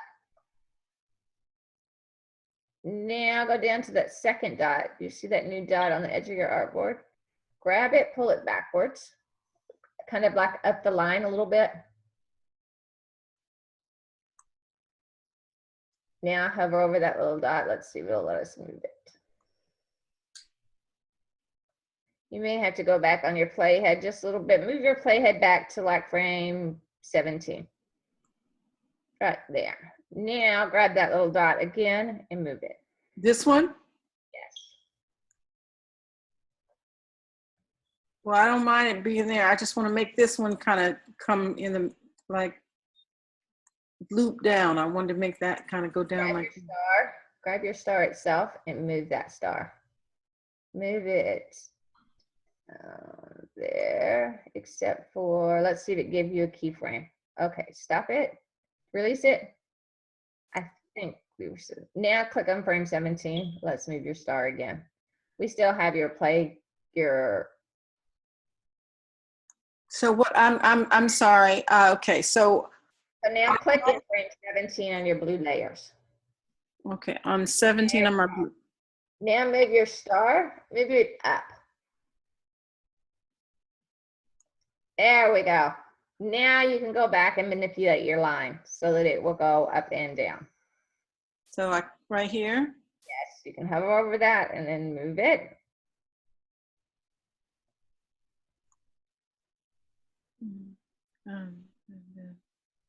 What do I, okay, so that's kind of what I wanted to do. You're gonna make a little S shape right there. Yeah. There. Okay. Now, how did I manage to do that? What? Okay, so I got to just reword this. I've got the star, I went over, I did the rotation. Then I came down to layer 1 and I pulled it out to 27. Right. And then how did I get this to show up? This right here, the path. You went back a few frames to frame 17. Mm-hmm. And clicked in frame 17 and then moved the star just a little bit up so that it gave you that wave. Okay, okay, okay. So now I should see how it rolls or whatever? Yeah, you can pull it back to frame 1 and you can hit play at the bottom.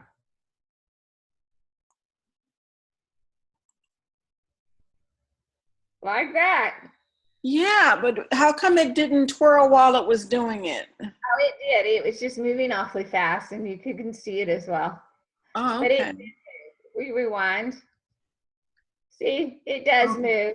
It's just moving fast. So if you wanted to lengthen that, you could click on that single keyframe and move it out to like frame 60. Okay, you did that. Okay, let's try. And let's spread it out a little bit too. And then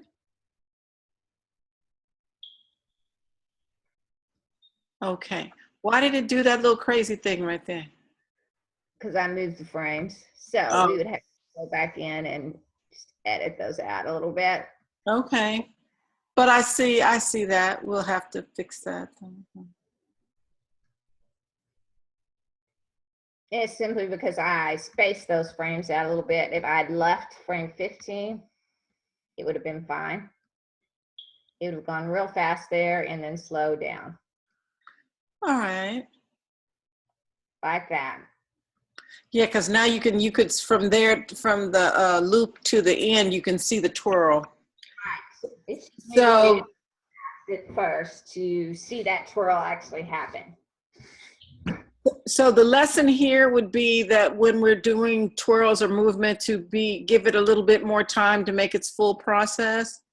Or you turn the turns down. So if right now you're at 5, you have it turning 5 times in that little bit of space. So if you turned it down to say 2, Oh, okay. went back and hit play, it's Hmm. even a little slower. So if you sped it up, let's say you wanted to spin 20 times in that few seconds. Oh, that's interesting. Okay. Oh, there it is. That's what I wanted. Okay. So moving the spin up and down will affect how it appears while it's moving. So if Okay. you have it moving fast, you want to turn that spin up so that you can really see it spinning. Whereas if you have something moving slow, turn the spin down. Otherwise, it's going to look like it should be moving really fast because it's spinning really fast. Well, okay then. Well, I was the first. Come on, guys, jump in. Okay, guys, who's next?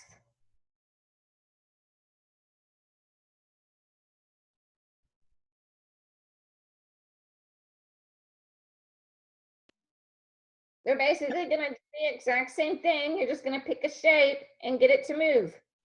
Come on, Belinda. Come on, Lori. No reason to be scared, Terry. I'll walk you through every step of the way. Okay, Belinda volunteered. So, okay, Belinda, you have control. So pick your shape and right click on it and do create motion tween. Or click on your shape and go to insert and choose motion tween. Okay, I guess I'll go with this little red one here. Okay. So right click.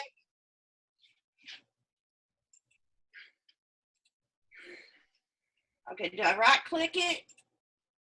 And create motion tween and hit OK.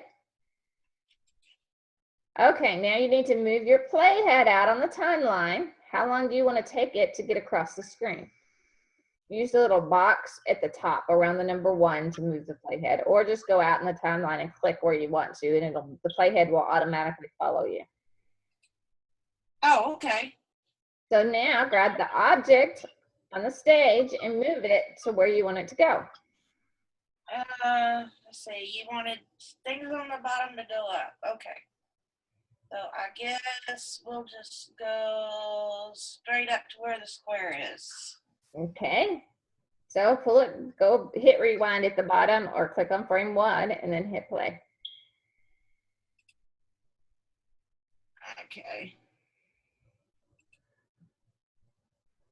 So now we have 2 objects moving, but there you go. That is a simple motion tween. Awesome.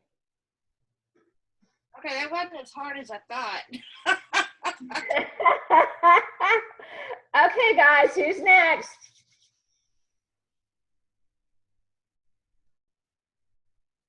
Okay, Terry, let me give you control.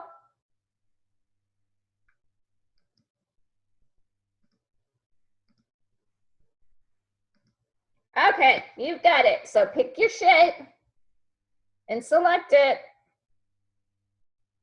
Right click, create motion tween. Click OK. Now on your timeline, how long do you want to take it to get across the screen?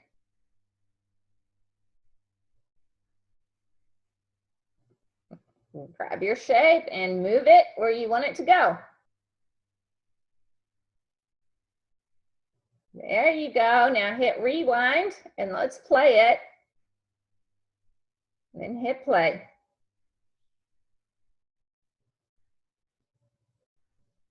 There we go. Nice job. Okay, guys, who's next? Raiden, when it's your turn, we can check out what a shape tween is.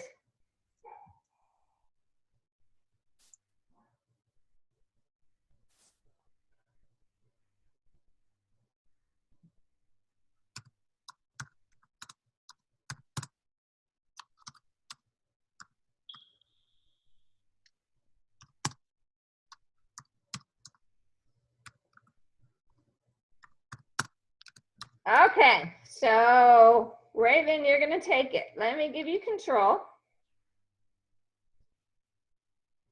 Okay, Raven, you've got control. Pick a shape.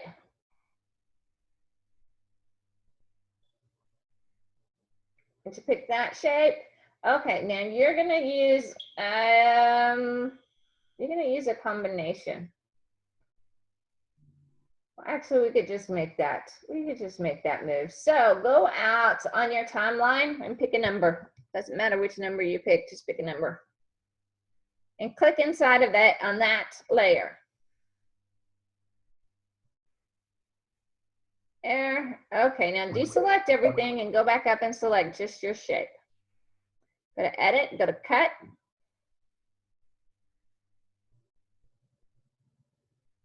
Or you can right click and go to cut, either way.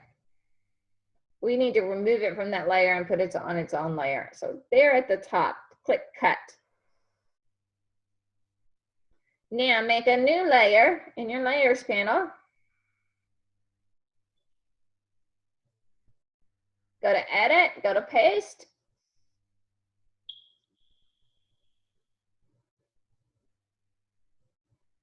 Top of your screen, click on edit and then click on paste.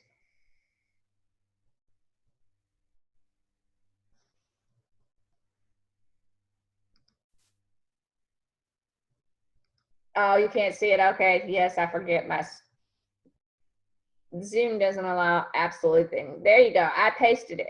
So now in your layers panel where your playhead is, I want you to go down to that layer and I want you to right click right on top of your playhead.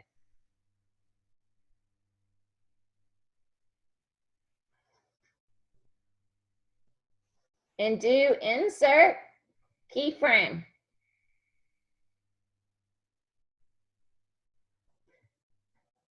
Now deselect everything and then just click on that square one more time. Hit your delete key. Grab one of your shape tools and make a new shape.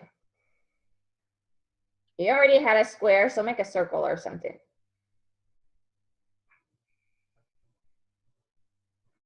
Grab your black arrow and let's see, that square came from the top, so we're bringing it to the bottom. That works. Grab your black arrow at the top. Go ahead and pull that circle down to the bottom corner. Not quite off your screen, but about right there. We'll make it stop about right there. So now you're going to go back to frame 1. And you're going to right click and you're going to do create shape tween. Now go down and hit play.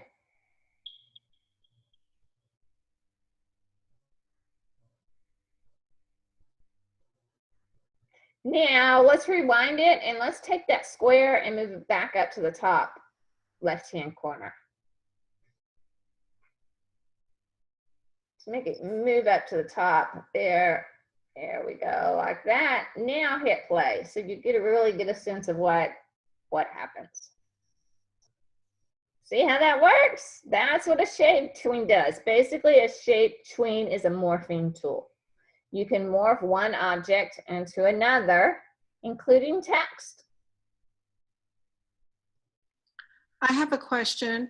It was sort of slow. How do you speed up the morph, I guess you would say?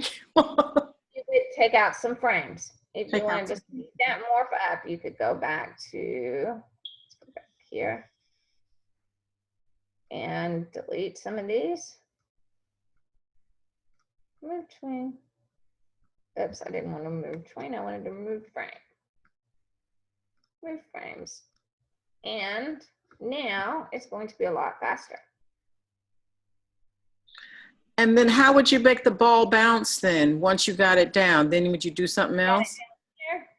I would leave one frame all by itself, go out to the next, insert a keyframe, and then you could use your motion presets to bounce.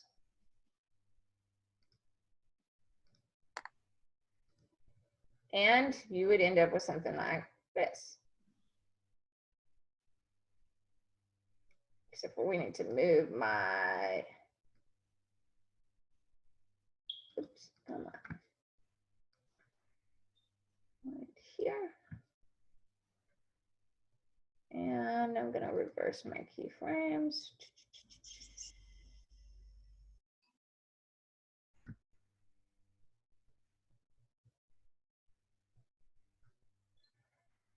Move it back where it was.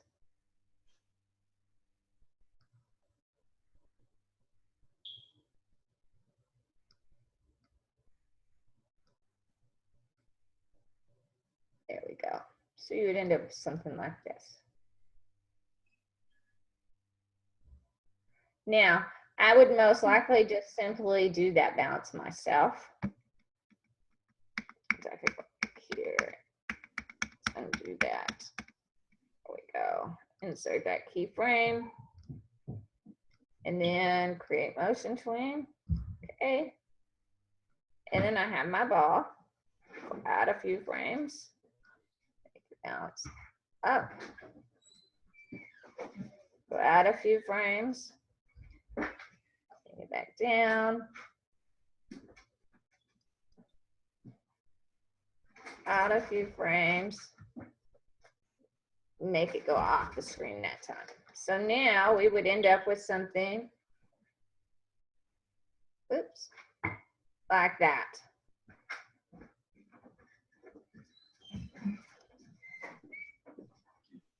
So basically, that's what the keyframes are used for. You can insert a keyframe so that you can just change an object, make it do something totally different than it was doing before.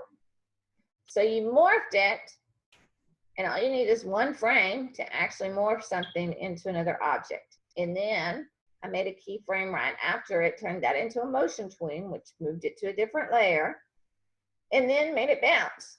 Makes sense? Yes. I do have a question. The purple star, my star, is just twirling its heart out, even though it's off the stage. How do we? Because it's technically still on the stage. Okay. So let's figure out what layer. Let's pull this off. Now, while we're playing it inanimate, it's going to continue unless I take this. Let's see, what layer is that? That's this one. I'm going to highlight all those frames all the way out to the end and remove them. Okay. So now when it gets to the end, it's going to stop. So it'll play and then it just disappears and it's not there anymore. Okay. Otherwise, once in animate, it would continue to turn. But when you view it in your browser to test it, you wouldn't see that star, so it wouldn't be turning anymore.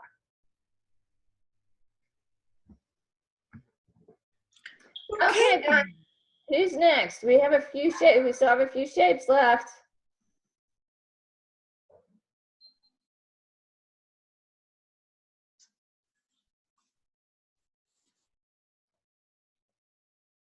Who hasn't done it?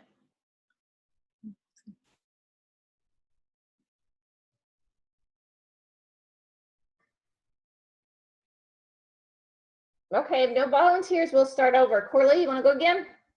Yeah, sure. I go in with my own object, or I pick another object? Your choice. You can pick another object, or if you want to make one of your own, you can do that too. No. Let's go with the who's been on what? What's okay? The red one hasn't been used yet, right? The red square. Red square has not been used yet. Okay. So I want to make it do one of those, you know, ones that we have, the bounce or what's the one where you have a whole list of stuff to work with? Presets. Okay, so you're going to right click. You'll have to create a motion tween first. Yep. And hit OK. And do I need it? Okay, so I'm on the new layer. So now You're You're gonna go over to your motion presets. Your motion presets will set the timing in your motion tween as well. The motion preset icon is that, those three little dots right above the creative file Okay. icon. Very Right. good. Thank you. And then you have several to choose from.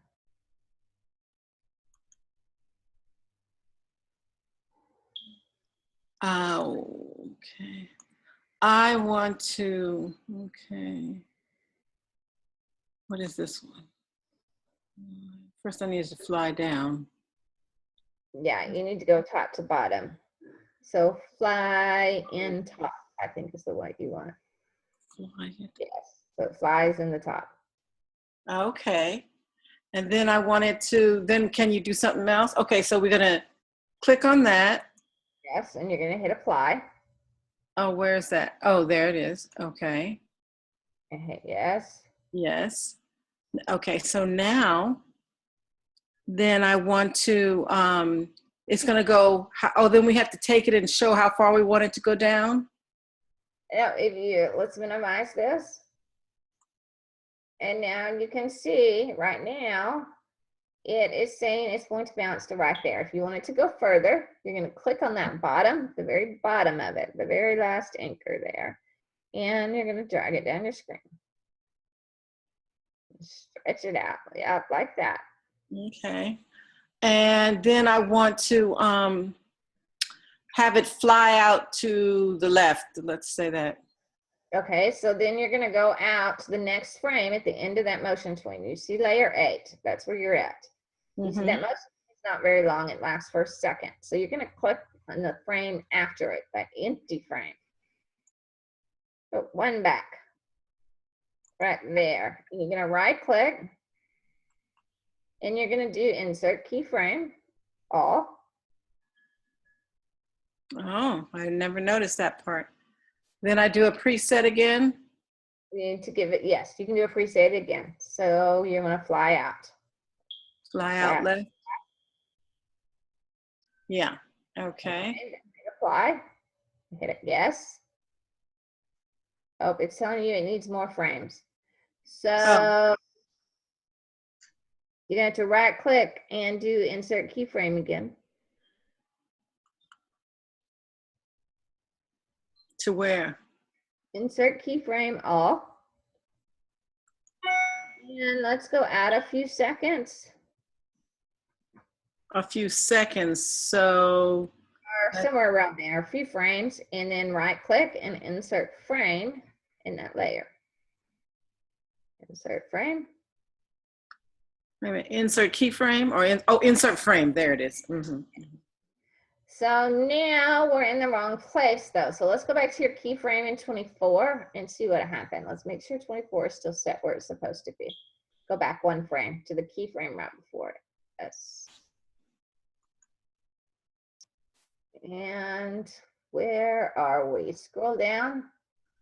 Somewhere. Oh, keyframe in frame 1. Go back to frame 1. Let's see what's going on here. I think, hold on, I think I hit a delete button or something when I did something before. Oh, maybe. There, okay, so now I should remove this out of here, or now what are we doing? Well, frame 1, well, there's frame 1. Let's see here. But you've gone up and down. We want to add to it. Yeah, because I wanted to have it bounce down and then fly out to the left. Right.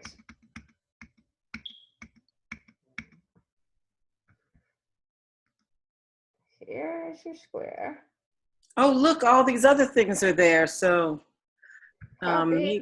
maybe I should lift it up so it's not. You may have to make a blank keyframe so it doesn't try to connect to this preset motion tween. And then go to edit, paste in place. There's our square. Go out a few frames there. Insert frame. And now apply that motion tween to it. So go back over to your motion presets. Do I need to click on this? Are we still? It's already selected for you. Okay. Could you bring them forward?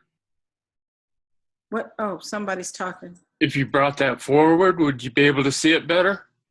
Yeah, that's an idea. And hit apply. Well, you have to remember those objects are actually going to be moving, so they're not going to be there long. As this Okay. plays, remember all those objects are actually moving. They're not just stopped. So they only actually cover it for just a split. Less than Okay. a- So if we rewind Be kind and rewind. and hit play, that's what you get. Okay, hit that again. Okay, and then it kind of went. Oh, that's because we had an empty keyframe. When the box came down, it disappeared for a second. See right there. I'll have to take a look at that.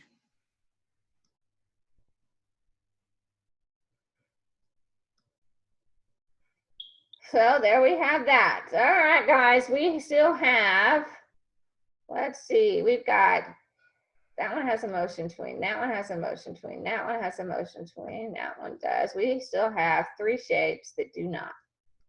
Who's up next?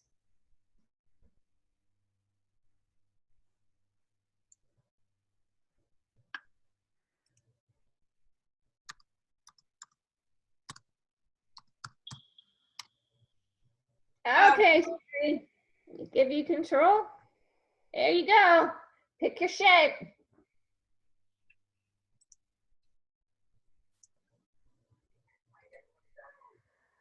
Okay, something's gone. There it is. Okay, so I want to give it motion like she did with the other star. So it's not. You want to make it rotate? Yeah, I want to rotate it like she did with the other star. Okay, then you're going to click on it and then right click and create motion tween. Is it selected?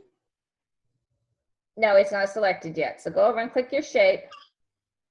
I'm clicking it.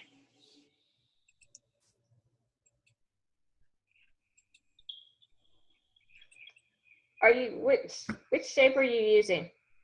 The green think- star. The green I think star? you have me in control of it. This Oh, story. Go for it, Terry.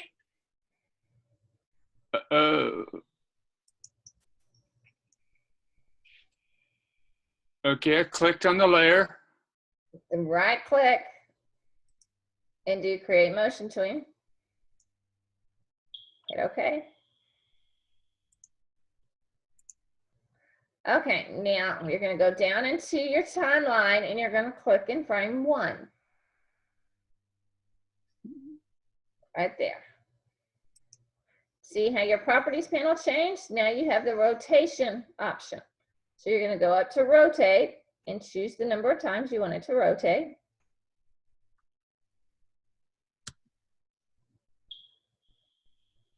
And choose the direction. Let's go clockwise.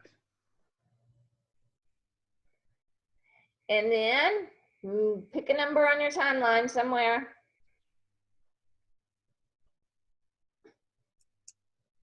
And move your shape to where you want it to go.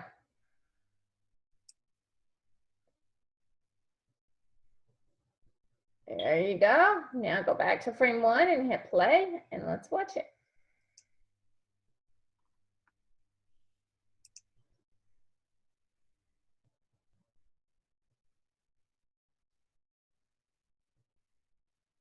So there's that one. So we're almost there, guys. We've got some nice organized chaos going on here. So what's next?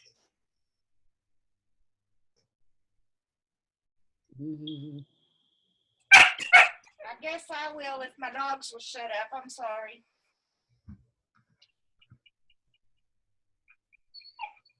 Glenda, you want to go next? Yeah, I'll do it. Okay. You've got control. Shut up. Yes. Create motion tween. Yes.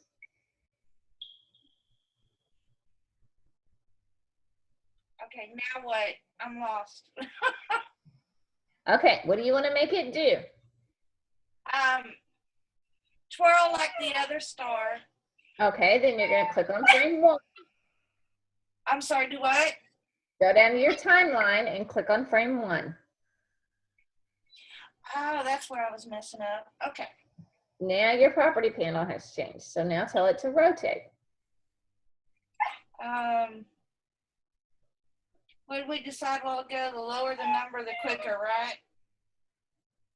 So I don't remember what number we used. The first one and the second one we used 5. So yeah, just pick a random number.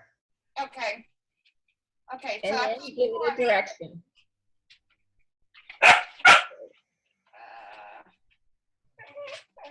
Let's do There clockwise. you go. Now then, go out on your timeline and pick a number. So, and make it blue. And then my path, correct? Yes. So now drag it to where you want it to go.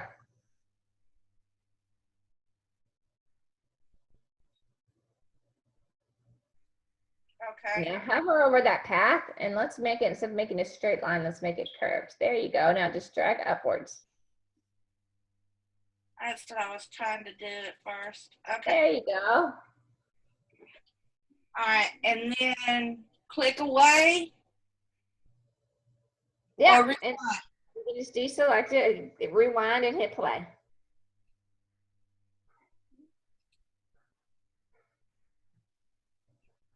awesome.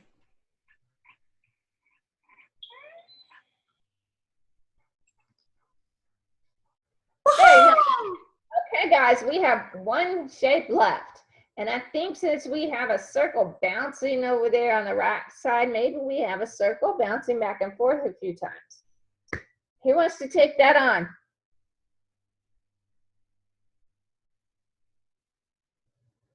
Did Lori do anything? She can't talk. Okay, Terry's gonna take that on. Okay, Terry, let me fix my artboard for you. Maybe it'll stay still.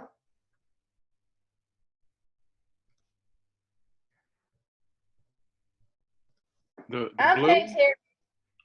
You're going to choose that blue circle and you're gonna right click on top of it and create motion tween.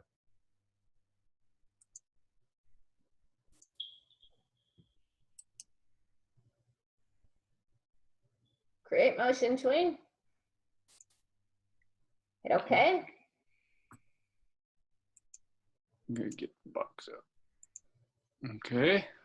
Okay, now you're gonna go out on your timeline a few frames. Okay.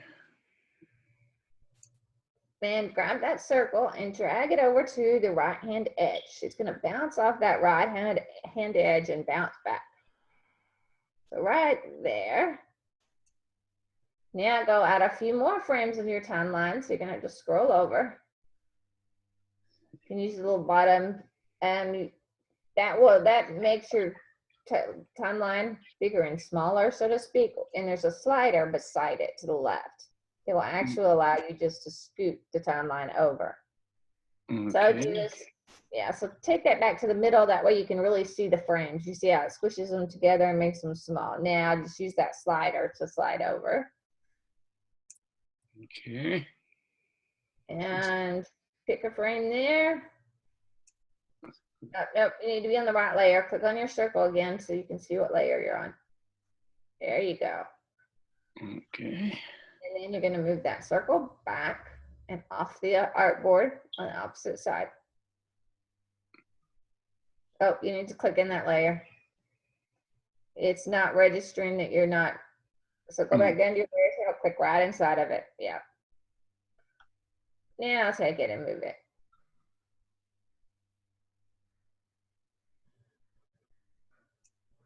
Just like that. So rewind and hit play.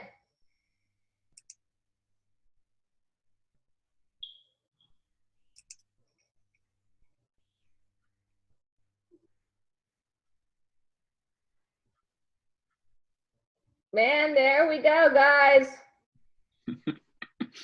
Now, Those are simple, basic motions. And that's the type of stuff that you need to be doing for your assessment. I walked you through building a path.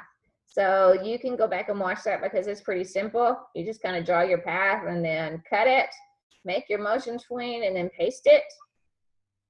And it automatically becomes a motion path. And your character will follow it. So do some simple stuff like that for your assessment. It doesn't have to be anything grand. This is all about you learning the tools and experimenting. That's what I'm going to be looking for, okay?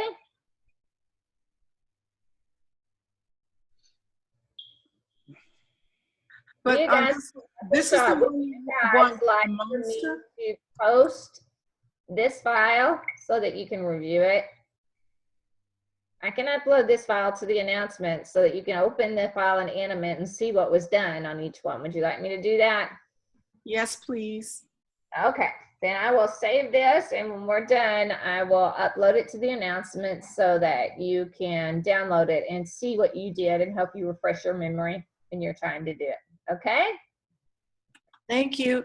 I did want to say, but on the assessment, you want us to have some sort of creature that's flying, so no balls or spirals or anything then. You can still make it. You have to have stuff going on in your background too. Like, you know, I had my clouds waving and my flowers spinning. So just do simple stuff like that and make your character fly around the screen. But it doesn't have to be anything too extensive. Again, I'm not grading you on your drawing skills, guys. That's not what I'm grading you on. I just want to see that you're playing around with the tools and messing with the motion tweens and the ease out and the ease in, those sort of things.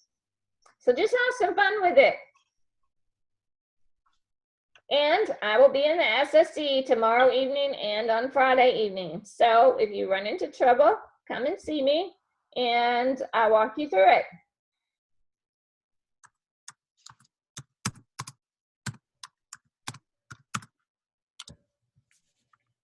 All right, guys. So everybody have a good evening.